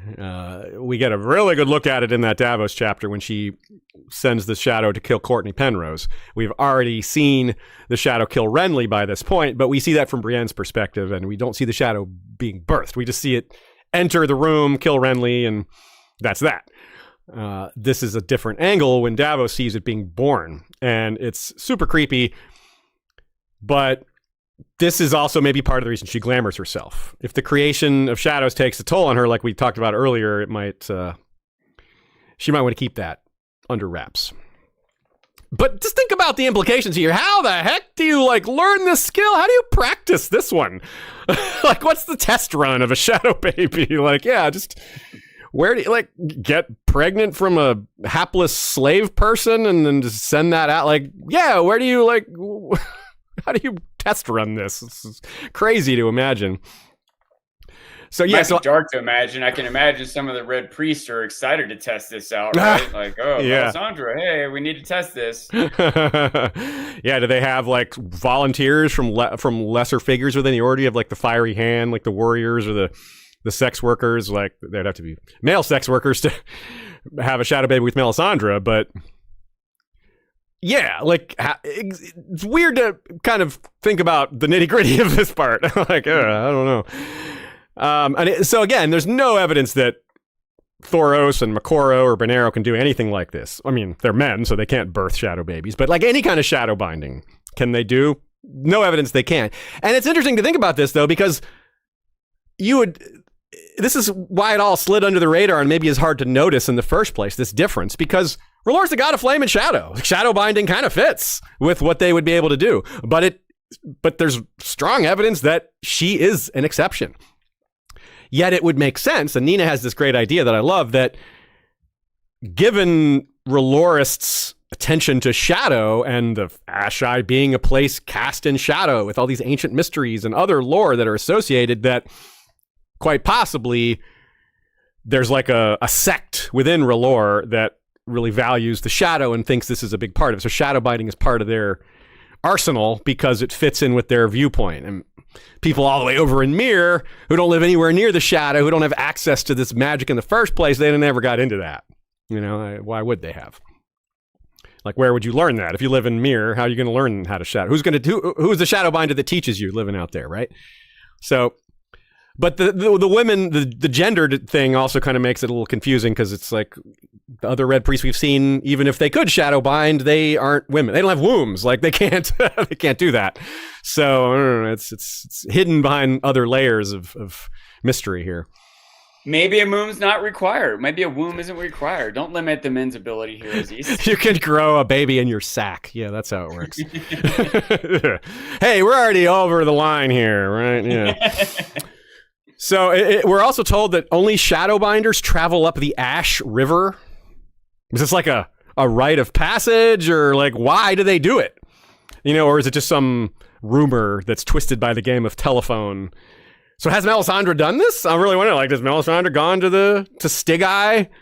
Has she gone up the Ash River to the darkness where dragons and demons live in caves and darkness? It sounds exaggerated, but maybe there's a reason to go there. Maybe she's learned things there. Resurrection's a power we haven't seen her do, except on the show, but it seems not unlikely. Again, she seems way more powerful than Thoros, and Thoros has done it. But consider this. Cross-training again comes up. Melisandre has access to 2, at least, forms of magic that seems to have some form of necromancy involved. A, the R'hllor version that we saw, yes, on TV, but more relevantly, we saw with Thoros resurrecting Beric multiple times, and then Beric somehow taking charge of that himself and passing it on to Catelyn. But what about Khal Drogo? Mirri Maz Duur used shadow binding to extend his life, and of course it was a little bit of a trick, Dany didn't know what she was getting into, but it did work to a certain extent. He was kept alive. Yes, he was basically had the brain of a horse or whatever, and was catatonic, and what is life when all is gone? All these metaphors. But technically his heart was beating, he was alive. So Melisandre might know how to do that too. So she might have 2 different forms of magic that can animate somebody, which is a lot of implications for Jon. And and maybe other people. It's also worth noting that Thoros didn't really have any training in that. He just did it. Yeah, it was kind of an accident. Happened on accident almost, You're right? So whether Melisandre has the ability or knowledge or training or whatever, she still might be able to do it without realizing it. And you know, that might be the case with some of her other powers too. They might have just been bestowed upon. She might have stumbled into it. You know, I can imagine. She seems like she has trained and learned and sacrificed her way along all this, but it doesn't mean she couldn't have had an aptitude due to being the chosen one of some sort in the first place, like Thoros, you know? Agreed. Now, her ruby is of enough interest to have its own page on the wiki. She has a page, and then Melisandre's ruby has a page. Now, she has it from the beginning, and by the beginning, I mean from the first scene she appears in. It's a safe bet, thus, that she arrived in Westeros with it. Pretty safe bet. It has glowed on several occasions. It gets mentioned a lot as drinking the light or reflecting the light or whatever. But it pulses when she's explicitly doing magical things. And it's pretty clearly connected to glamours. It likely has a role in the illusion around her appearance, but it probably does more than that. That's probably not its only role. For example, she touches her ruby on her neck to break the glamour on Mance so Jon can see that he's not Rattleshirt, that he is actually Mance. And he is bound to her in some unknown way by the ruby bracelet that he's wearing. And it's like she thinks of it as a master ruby and a slave ruby. So there's some sort of gemstone sorcery going on here. And she can feel things through the bond. Like she can feel things that's happening to him, or, you know, like just kind of like how she felt the burning of actual Rattleshirt when he was in the cage there. And she thought that the ruby was blackening, and she thought that her skin might burn and smoke and people might actually see that. She was so worried about that happening. And then Jon kind of saved her a bit from that pain and that reveal by killing Rattleshirt with arrows. So Thoros and Moqorro don't use rubies. Madero doesn't seem to have any sort of gemstone either. So this is interesting. This is yet another maybe like difference between her and the other Red Priests. And again, Asshai seems like the reason for this difference. Asshai is known for the readiest supply of gems perhaps in the entire world. It's one of the reasons traders are willing to go there despite all the darkness and sketchy things that go on there. Is there's big profit to be made because of the food supply issue that they have there. They are willing to trade golds and gems in great amounts for food because it's hard to grow food there. Because something's wrong with that region. Something's very magically wrong with that region. So gemstone enchantment being like a common-ish thing in Asshai makes so much sense given all that. Right? So, yeah. If not Asshai, I still think that she may have searched far and wide to get this special ruby. Asshai makes a lot of sense, but she talks about having come across with this chest that's running low, right? And it was in the context of the different potions and powders and stuff that she had hidden. And she kind of decided, my real spells will be enough. My power here is greater. She wasn't too worried about running out of some of her tricks, but she knows how to make them, but doesn't have the rare ingredients, is what she said. Yes. Right? And so she may have had to go far and wide to get these rare ingredients. Well, she might have got the ruby along the way. Yeah, that's true. The magical gem might have been one of those things. Yeah, absolutely. I like that idea. So let's talk about the influence on Stannis. We've got a few things left for this episode. Now, she doesn't know Stannis until she gets there, but she had seen him in visions or kind of had an idea of what the person she was looking for would be like. Now, clearly she got some things wrong, but Stannis does have an awful lot of qualities that Dany has. Like, and Dany has them in greater quantity or quality even, but Stannis does echo a lot of those things. And of course, Dragonstone is part of that, which we'll talk in a minute.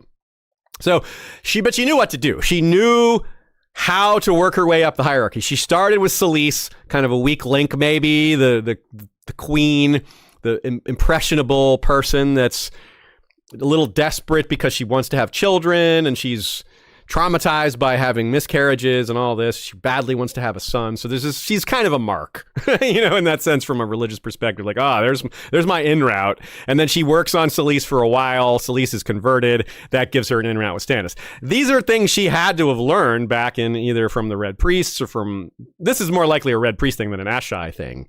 Sorcery, I tend to lean towards Asshai, but just like how to infiltrate a hierarchy, that sounds like Red Priest business, like how to convert people and all that.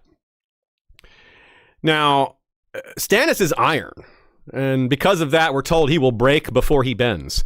I have recently read the Red Rising series, which I loved. It's become one of my favorite series of all time, and it's a great parallel here because she's red, but the metaphor, and this guy, Pierce Brown, who wrote Red Rising, heavily influenced by George R. Martin. There's so many Easter eggs and homages to George.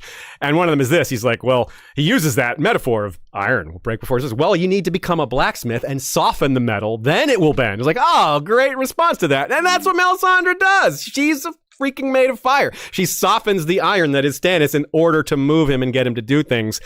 The only other person we really see soften him is Davos. And in a different way. Like, Davos doesn't get him to cheat on his wife, or to sleep with him. That's a whole different form of relationship, y'all. So there's things that Melisandre gets Stannis to do that no one else can do. And I think this metaphor works really well. It's because she's the fire, he's the iron, and only a fire hot enough to soften iron will move a man of iron. Davos can get Stannis to think about what's really right. Mm-hmm. Yes. And change what he was going to do based on it. Melisandre can get Stannis to do things even though he knows they're not really right. Does that make sense? Yeah. Not that she only always does that, but that's the influence that the potential. Sometimes, because she did convince him, I think, to go to the wall, right? Like, don't become king to save the kingdom, save the kingdom. Davos brings the idea up, and Melisandre's like, yep, you're right. And Davos is like, oh. You agree with me? Hell yeah, all right. Yeah. So, yeah, it was a great moment because she's like, Davos was like, all right, I didn't expect to have your support, but that's going to make sure, that means we're definitely going to convince him. If both the angels on Stannis' shoulder agree, that's probably going to move him. And indeed it did. And the other thing is interesting that Stannis is also a little bit of a mark, not as much as Selyse perhaps, but Stannis hates the Seven because of his parents drowned in front of him or nearby, and that's just like he's got the kind of highborn pride that you can actually reject the gods. For most people, just don't have that kind of like it's too much to reject the gods. Like I'm not a king, I can't do that, But he's got that kind of strength, that pride, that stubbornness to do such a thing like that, even though in the face of so many of his followers being against it. Right, most people just wouldn't have the guts to do something like that. So, but yeah, and let's be honest, Stannis is absolutely moved by the way she looks. Like, that's a thing, right? Her appearance moves Stannis. He's attracted to her. He won't admit it, but everyone knows it. You know it, I know it, we all know it. It's part of it, and that's part of her value, her demonstrating value. She has powers, she has abilities, she has skills, but she also has personal charm. He wants to be around her. He wants to be accepted by her. He wants a beautiful woman to like him. This is a very basic thing that you might not apply that kind of thinking to Stannis, but you should, in my opinion. He is unloved. As much as he talks about how I don't need love. Why would I care about something I've never had? All that stuff, but he's bitter. He does want to be loved, and this isn't love, but what does Stannis know about real love? This is as close as he gets to it. He's not getting it from Selyse, and he didn't get it from his brothers. So she knows that's lacking, and she fills that for him to move him. That's the melt. That's the softening of the iron that I'm talking about. So, in terms of preparations, like, did she see Stannis or just the place? Did she see Selyse? What are these things she see in the fire? There's so many possibilities because, as I said multiple times in this episode, going through all her chapters, or the chapter she's in, because she only has the one, right? All the things she says, there's so many times where she predicts something accurately. Little things, big things. So did she? It's not a big thing to think that maybe she saw Stannis or Selyse or whatever before she came to Westeros, and that's part of why she came in the first place, because something kicked it off. Some straw that broke the camel's back, some final vision, something happened that made Melisandre say, okay, I got to go to Westeros. some final moment, some final confluence of events, or maybe whether it was confluence or some singular event, I don't know. But something made her finally decide to set sail for Westeros, and she went to Dragonstone. Not anywhere else. She didn't go to Driftmark. She didn't go to King's Landing. She didn't go to the North. She didn't go to the Wall. She didn't go to wherever else. She went to Dragonstone. Very specifically. Let's have a quote under Dreams of Dragonstone to kick off this section. He could see her, the heart-shaped face, the red eyes, the long coppery hair, her red gowns moving like flames as she walked, a swirl of silk and satin. She had come from Asshai in the east. She had come to Dragonstone and won Selyse and her queen's men for her alien god. And then the king, Stannis Baratheon himself. He had gone so far as to put the fiery heart on his banners, the fiery heart of R'hllor, Lord of Light and God of Flame and Shadow.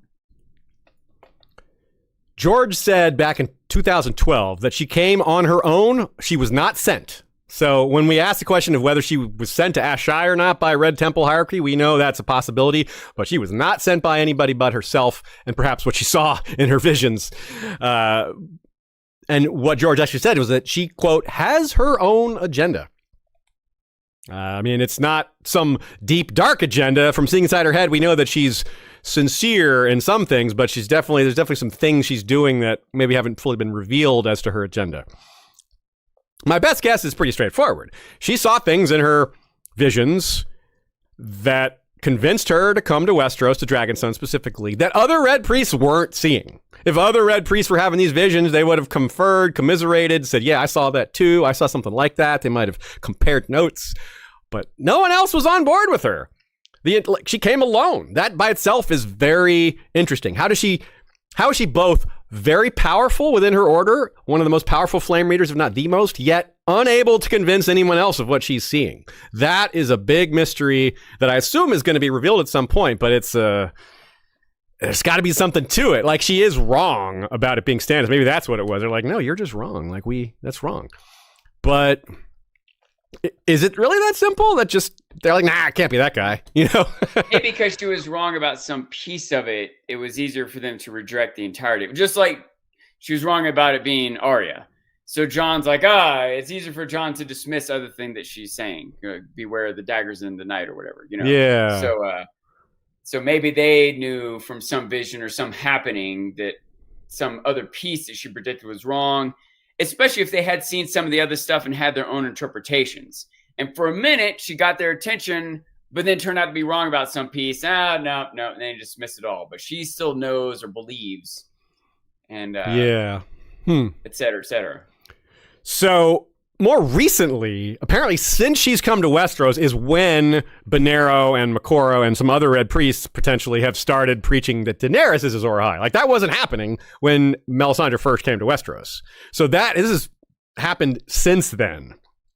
So Melisandre was a little ahead of the curve on realizing that the time is now, but she's identified the wrong figure that's going to lead humanity against the darkness, or that will be vital. Although maybe they'll both be vital. Stannis is doing things that matter. There is a singular figure. Yeah, right. That is a whole nother ball of wax. I totally agree with it. There is a good reason to think there's multiple Azor Ahais. That would explain a lot. Shay and I have been on beating that drum for a long time, and it certainly applies here. You can find, I think, an episode if you're a Patreon only, or is it on public? I don't recall. It was a panel we did at A Con of Thrones a long time ago, and a lot of those are not published as regular episodes anymore because the audio quality is not as good on some of those, but you can definitely get it if you're a patron. I think you might be able to get it otherwise. I forget. Yeah, that's what you would look up. The many-faced Azor Ahai, History of Westeros, and see if you can find it. But I think that's the main place we've talked about that. If you have trouble finding it or any other episode, always feel free to reach out to us. We can point you in the right direction. And if we look at mistakes Melisandre's made, as much as I've pointed out how many times she's been right, obviously she's been wrong. And if we look at some of those mistakes, we can kind of get an idea of how other people might not have trusted her, and said, or they're not seeing the things she is. It's like, well, I can't corroborate your vision, so I'm not going to follow you. Like she saw, like you brought up earlier, Sean, she saw Bloodraven and Bran and didn't know what she was seeing. She saw the horrors at Hardhome to some extent. We quoted her when we did our Hardhome episode, And she didn't exactly know what she was seeing, but we had a better idea as readers because we've seen some things that she hasn't. She sees the towers crumbling into the sea and isn't sure, but confidently says, yeah, Eastwatch. Which gives us an insight into how she gives confidence in things that she's not confident in. She's like, okay, well, what other things have you said confidently that you don't actually have confidence in? And we're pretty sure it's not Eastwatch.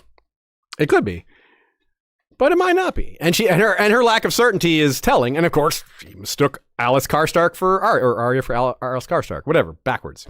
So that wasn't so much as a mistake as it was a missed guess. You can call that a mistake. She shouldn't have been so confident, but she was right that it was an important person, and she saw she got a lot of the details right. She was just kind of wrong about the identity. And this might be a sign as to how she thinks. She's like, oh, who else could it be? It was kind of illogical. She's like, who else could it be? It's a girl in gray on a dying. It's got to be Arya. Like, what? Why does it have to be Arya? It's like, what? It doesn't have to be, but there is a strong likelihood. It makes sense in a lot of ways. Kind of like I was supposing that she may have just seen those purple crystals laid out. Yeah. And pieced together. I'm looking for danger. The strangler's made out of purple crystals. Okay, maybe this is the danger I'm facing. Would someone poison me? Crescent might poison. Yeah, she could get one little bit and make a lot of solid conclusions. It didn't have to be true, right? I wish maybe she was seeing a vision of Joffrey being killed and got lucky, right? But you can see how sometimes, what's most likely to be true usually ends up being true, and you'd be right a lot of times, and especially when you're like trying to protect your life or exude confidence and power, all these other things, that it's worth it.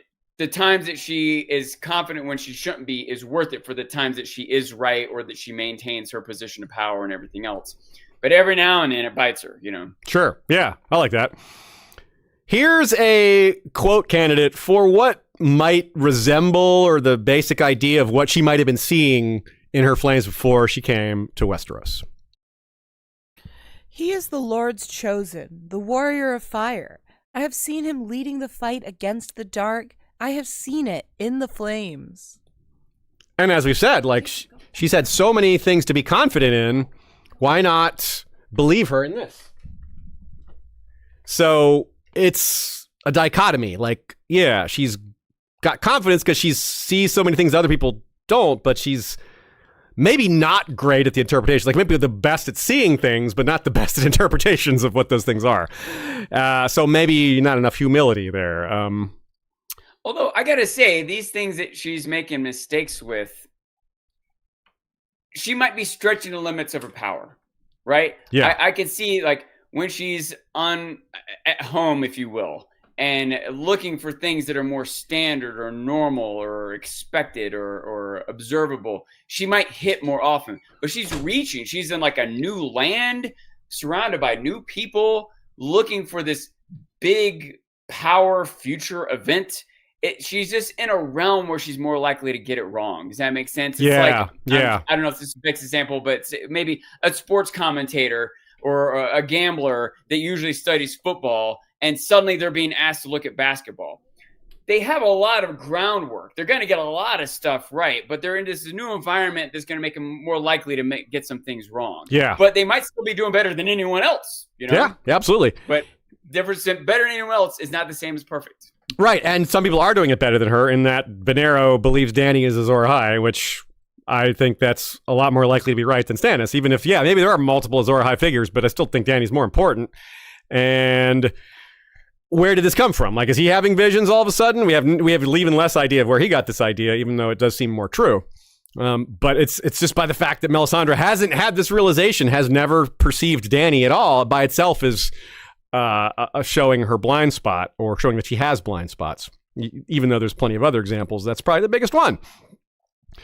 Now, that the cross-training also might explain why she got ahead, like the fact that she knows shadowbinding and other things. That might be why she, A, has more confidence in her abilities and sees things that other people don't, and B, why some of them don't believe her or didn't follow her, because she's a little too rogue, perhaps, in her cross-training or her overlap. Maybe they don't trust some of those non-R'hllor elements. I don't know. I could see that she stayed in Asshai for a century or more until the flames the things she was seeing told her that now is the time, or now it's starting, or It's about to start. Time to make your move. Get ahead of things rather than react to them as they're happening. Certainly by then she would have graduated, whatever that means, from acolyte status and gone up the hierarchy, whatever that even is. And in addition, learned all these things at Asshai, but she doesn't have followers, which by itself is really interesting that she doesn't have followers. That by itself continues to baffle me and make me curious, and I wonder why that is. She might have hit a glass ceiling. Yeah. She might have realized, I'm only ever going to get so high in this religion. They're never going to give me my own followers. I'm never going to be the high priest, et cetera, et cetera. Yeah. I'm striking out on my own. Yeah, I think it is interesting to think about. Like, yes, in Game of Thrones, the show, we see Kinvara, right? Yeah. In the books, we don't see another red priestess that is high in the order of things. Whether they exist or not, we just can't say, right? So I think it's as good of a reason as any, right? You're right. Yeah, like, where are the other high-ranking female high priests? I mean, we've only got 5 total, so, like... Yeah, 4 men, 1 woman. 5. It's not necessarily a pattern, but it could be. It could be. Yeah, it is not like when Kinvara was in the show, we didn't get any word of God from George. It was like, that's wrong or anything like that. And I don't think that, I think there are lots of high priestesses. I just don't think that necessarily they are in the upper echelons. Yeah, I agree. And even if there's lots, I'm making numbers up, but let's say there's 50 or 60, there might be 500 male and only 50 or 60 female. Yeah, so, right. Yeah, that's not unlikely too. Like, kind of like how many ladies versus lords there are have been for a lot of these castles. Like, there's not none. Well, in a few cases there are, but yeah, the disparity is huge. So, Melisandre, if we think about possibly where the disconnect is and what she saw in her visions versus what the reality is, or the reality as we perceive it, is that she didn't see a person so much. She did see Stannis fighting the others. She did see Stannis leading the fight against the dark, because that is going to happen. It's just that he's not going to be the one that wins it. And she saw where this person came from. She may have even seen the eventual savior at Dragonstone and mistaken Stannis for Dany, because she had already assumed it was Stannis because he's the guy that lives there. He has some Targaryen heritage. Salt and smoke is Dragonstone, blah, blah, blah. So you can see why she reached that conclusion, because he does check off the boxes. It's just that Dany does it better. And in some ways, even though Benero or Makoro, whoever might be looking at Dany, they still might be making a mistake that Melisandre is also making, is overlooking Jon. And her mistake of going after Stannis is still getting her closer to Jon. She might still come to a revelation that they're missing quicker than they will, you know. It's leading her in the right direction, even if she hasn't, it hasn't clicked for her yet. Yeah, because as you probably noticed when you were rereading, you saw she's like, I keep asking for a vision of my love, my savior, and all I get is snow, capital S, like. That was something I did notice on the first read. Yeah, capital S, you say? Yeah, that uppercase S really does a lot of work there. So that's a big deal, and a big possibility is that she saw a lot of Dragonstone in her visions, and Dragonstone is so like epic, like the volcanoes, the gargoyles, and the carvings and everything. It's such like you could see why that would stand out. In what she's seeing, that would really be distinct amongst so many other things that might not be so unique. Like Dragonstone is very it's like, what else looks like that? Very little in the world is like that. I can imagine her, or maybe even some other flame reader, having a vision of Dragonstone and taking it metaphorically, not realizing, that's an actual building. That's actually what it looks like. They might have misinterpreted some of that because they thought it was a metaphorical image that represented something else. But when she realized, that's actually a place, I need to go there, right? Mm-hmm. Yes. I like that. All right, so our last little bit here is identity theories, a couple ideas that are thrown around here in the fandom. Is there evidence that she's connected to other named figures of the past, either through personal or professional or ancestry, or multiple of the above? One idea I like is that she actually does know Benero and Makoro, and she just disagreed with them. They parted sometime in the past, because we've been told that Makoro is Benero's right-hand man. Oh, maybe Mel was the left. Probably not, but I like the idea in theory, even though I don't think it's super strong likelihood. The most popular theory that I think is that she's the daughter of Shiera Seastar. This has its origins in Aegon V, Egg sending out candidates, sending out for knowledge about dragon lore. He wanted Asshai. He wanted knowledge from Asshai. So maybe he sent her. But that's just one theory of someone he might have sent. She might have had nothing involved with this. She might have been dead by then. But the ages don't line up that well either, because Egg didn't become king until 232. Shiera would have been in her 50s by then, which makes it hard for her to be the mother of someone that's taken into slavery there. Why was she traveling with her 7-year-old daughter going all the way to Asshai, or her 5-year-old daughter? It doesn't make a lot of sense. And she couldn't have had a daughter on the trip if she's that old. And again, that would make Melisandre like 50, which isn't really that old, So also, it's worth noting we don't think Melisandre is really from Asshai. We don't think she was born there. So yeah, Shiera having gone there and having had her, doesn't add up with other things. Sure, I guess the idea would be Shiera would have been taken captive and enslaved on the way, not in Asshai, and then. Okay. Still, it still doesn't. The ages don't line up super well. So that's one connection that exists. There's a couple other theories out there that I don't give as much credibility to. This one's possible. Nina also points out George was probably drawing on Melisandre as a familiar character to create the image of Melanie Piper, who was close, meaning probably had a intimate relationship with Rhaena Targaryen. A favorite of hers, yes. Yeah, there's literally a movie called The Favorite. They were very likely lovers, yeah. And the fiery red-haired Melanie Piper. I mean, of course, fiery is very often ascribed to people with red hair, but Melanie, that's what Melisandre's birth name was, apparently. So it's pretty hard not to think of that one, like as a parallel. Some people think maybe this is even the same person. Melanie Piper somehow ended up being like, yeah, it's kind of a stretch, but it's not. You can't with magic and all. You can't. It's hard to Some people think she's entirely eliminate possibilities. Daughter of Melanie Piper. I don't know. Yeah, it's not out of the question. Maybe it's Melanie's Ruby with her memories. Yeah, I mean, true enough in terms of the idea that these are not her actual flashbacks, but another person's. Then yeah, I think that is the only way I think that you could make Melanie be Melanie Piper to me. Yeah. So there's other ideas connecting Quaithe to Dany, and there's a little bit of a meta here. Again, I touched on this a little bit earlier. Quaithe, being a shadowbinder who studied in it, which means she has a strong association with Asshai. She's Quaithe of Asshai, basically. Does Quaithe know Melisandre? Do they know each other? Both could be very old, have run-ins with each other in the past. No reason to assume that.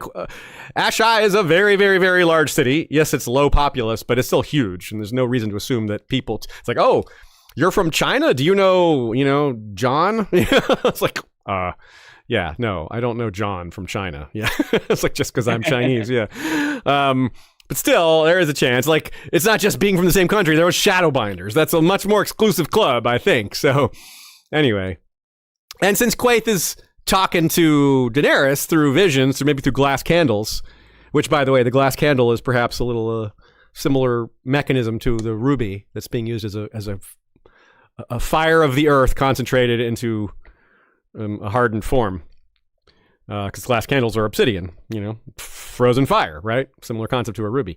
So since Quaithe is advising Daenerys, because she probably thinks she's Azor Ahai, but Quaithe isn't a red priestess, so there's at least a shadowbinder tapping into this, who wants to save the world, probably, because there doesn't seem to be any ulterior motive for Quaithe. We have not seen any reason to suspect she's in it for herself or she's trying to mislead Dany. Maybe she is, but I've seen no evidence of that. So, again, you got this, maybe Quaithe is doing things that Melisandre is also kind of trying to do from a different angle. And they both emanate from the same city with the same very rare magical skill of shadowbinding. So, there's room there for a connection, even though there isn't any specific connective tissue there for us to lean into. And I'll repeat briefly this idea that, yes, George was going to have Dany go to Asshai, and he changed his mind on that, so maybe Melisandre is the way to get Asshai to come to her. She's the one that would have this knowledge. I like that idea. Yeah, I like that idea a lot, too. Like, who else has lore? Who else is going to know the things that she would need to get from there? Like, Marwyn, maybe. Like, there is at least one other person that could know a few things, but it seems like Melisandre would know vastly more. And it allows a character. It allows them to cultivate a character, which is more interesting, right? and shore up the timeline with Dany and having to invent a whole new culture and describe the buildings. It just saves him like hundreds of pages, and he gets extra drama and character development. Yeah. Well said. So we might get more of this from her. We might learn more when she hopefully eventually meets Dany. Maybe she won't. Maybe that'll just never happen. Azor Ahai, Nissa, Lightbringer, all these things, The Long Night, like all this lore could get dropped, like more things that come out. Someone that's more willing to listen, someone that's got a POV. Like we miss a lot of these things because Stannis is being told these things behind closed doors by Melisandre. But Dany is a character that we have a lot of POVs for, so it might be more front and center, and it might be more appropriately placed in the story later on than, in the first few books when the stuff is still developing. But here's another factor with Quaithe that I think is a really interesting wrinkle.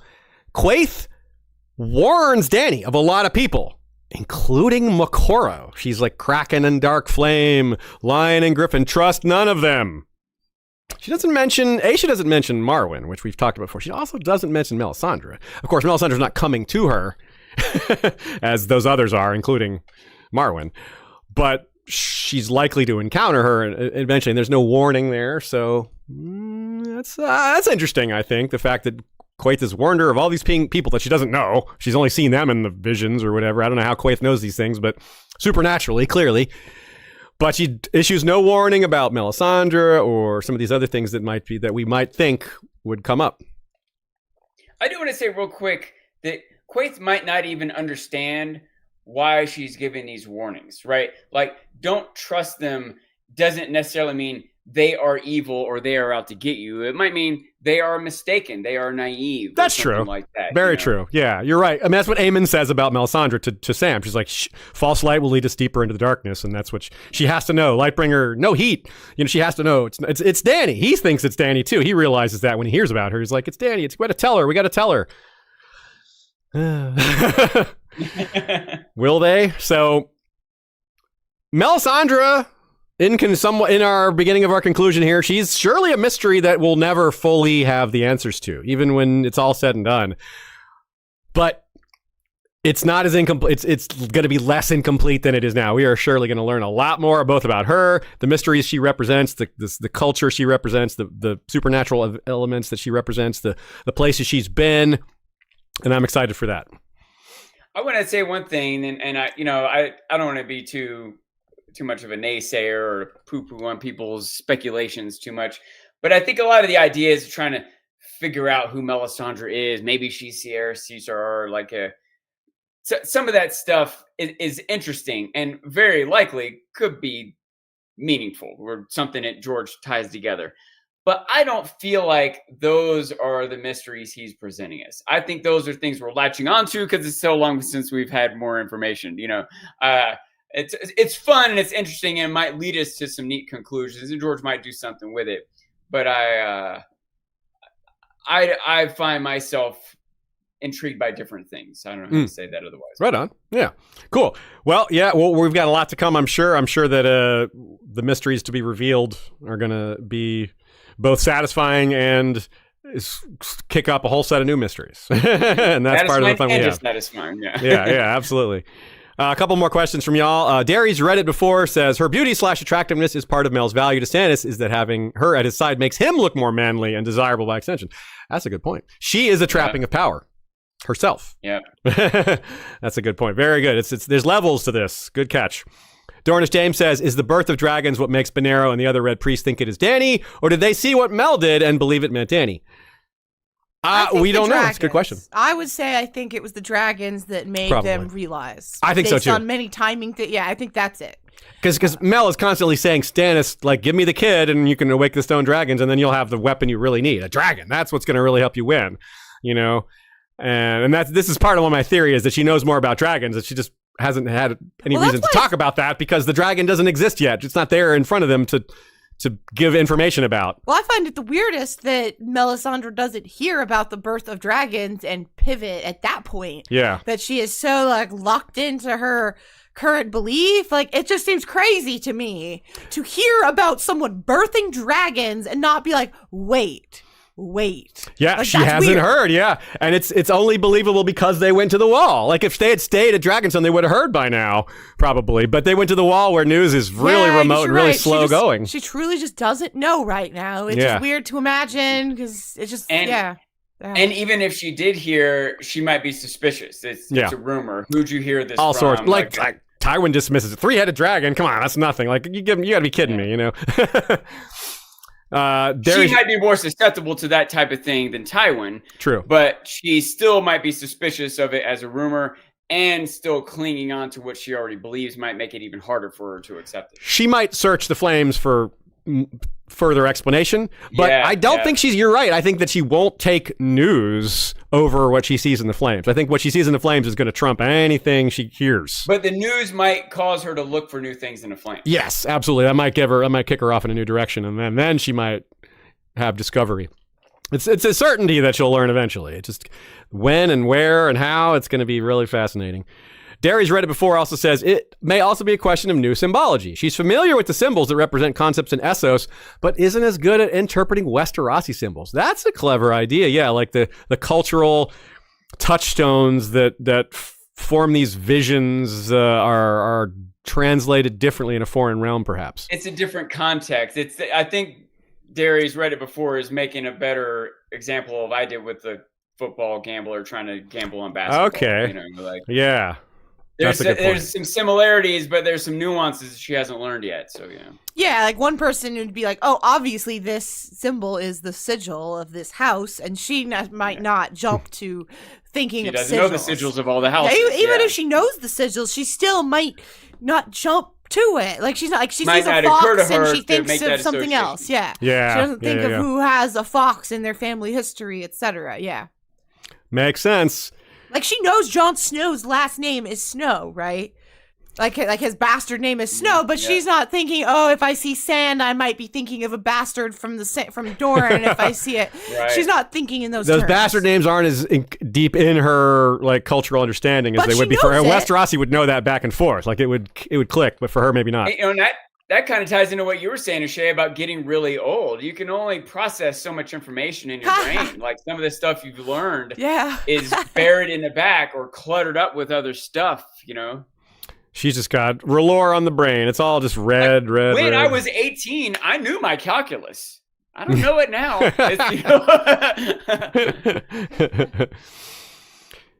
Our trivia question. Again, what language besides Common do we hear Melisandre sing in? The answer is the tongue of Asshai. People guess High Valyrian. That is the other language she knows, but we don't hear her singing that one. She doesn't sing in it, yeah. So, yes, Asshai, and it's like, she says it goes like really high and really low. Davos is like a little creeped out by it. I'm picturing like the, cool. You know, like the undulating, like the, you know, like that. Or ululating, I forget. That thing when they like go, oh, yeah. Yeah, it's like I wish we had kind of gotten something like that on the TV show, but they didn't want to, like, I don't know, invent Asshai as a language. Forget it. You know, David J. Peterson would have been like, no, let me do. Oh yeah, give me that. I'm actually picturing another What We Do in the Shadows reference today. I'm picturing Nadja when she's like doing this, like they're doing like a seance or whatever, and she like starts. I can't do it. You know what I'm talking? She goes like really high and low. Really, it's just that. If you look up What We Do in the Shadows seance scene, I swear that's what Melisandre's doing here. R'hllor knows what we do in the shadows. For sure. Yes. A few next time. We don't have a live stream next week, but we do have the abduction of Lyanna in a couple weeks. That's another Smoot topic, and we will be releasing not on Sunday, but around in the next little while, the part 2 of the Red Kraken episode. It's called The Lioness, the Kraken, and the Seahorse. It's a patrons only episode. If you are a paid subscriber, either through Patreon or Spotify, you will get access to that episode. And if you aren't, well, I'm sorry you won't, but you can sign up and you can get it that way. A one-time donation will get it sent to you as well through PayPal. The link is on our website, historyofwesteros.com. You can also find links to a lot of other ways to support the show there, and find other links to our content as well. So you can go there for both more content and to support us. Hey, multi-purpose. One-time donation of $5,000? That would be enough, but less would also, yeah. $4,999? That would also work. Yep, that's right. So we mentioned a few other episodes that were in this one you might want to check out. We have a full episode on Asshai that we did years ago. Of course, I mentioned the Aemon Beyond Before the Wall episode that is in this same class. It doesn't necessarily relate to this one as much, but it's the same style episode. Of course, we mentioned the Many-Faced Azor Ahai episode. And later this year, we'll be doing an episode on the Shadow by Asshai. We have an episode on Asshai by the Shadow, but we want to do the reverse, the Shadow by Asshai. So we're going to talk about what that is, the influence on it. There's a lot of Lord of the Rings influence in that, but plenty of just original George stuff too, and a lot of mystery. So we look forward to that. We look forward to you having you all around for that and your feedback from these episodes and more. And that's it for today. Let's say thanks. And Sean's going to run off and get a cat. For those of you watching, maybe we'll see another cat. Thanks to Nina for her valuable thoughts and notes. She and I chatted a lot about this topic, and it was very helpful to me to get my thoughts organized. It's always difficult when we have these off the beaten path topics, these supernatural topics that are a little hard to, what order do we talk about these things in? What magical things do we put in what order? What magical things connect to other magical things? It's a fun difficulty, though, of course. I'm not complaining. I'm very lucky to be able to do this, and that's why we like to thank folks at the end, because we're thankful. Thanks to Joey, Jesse, and Brand for our music as well. That's a great thing that we have.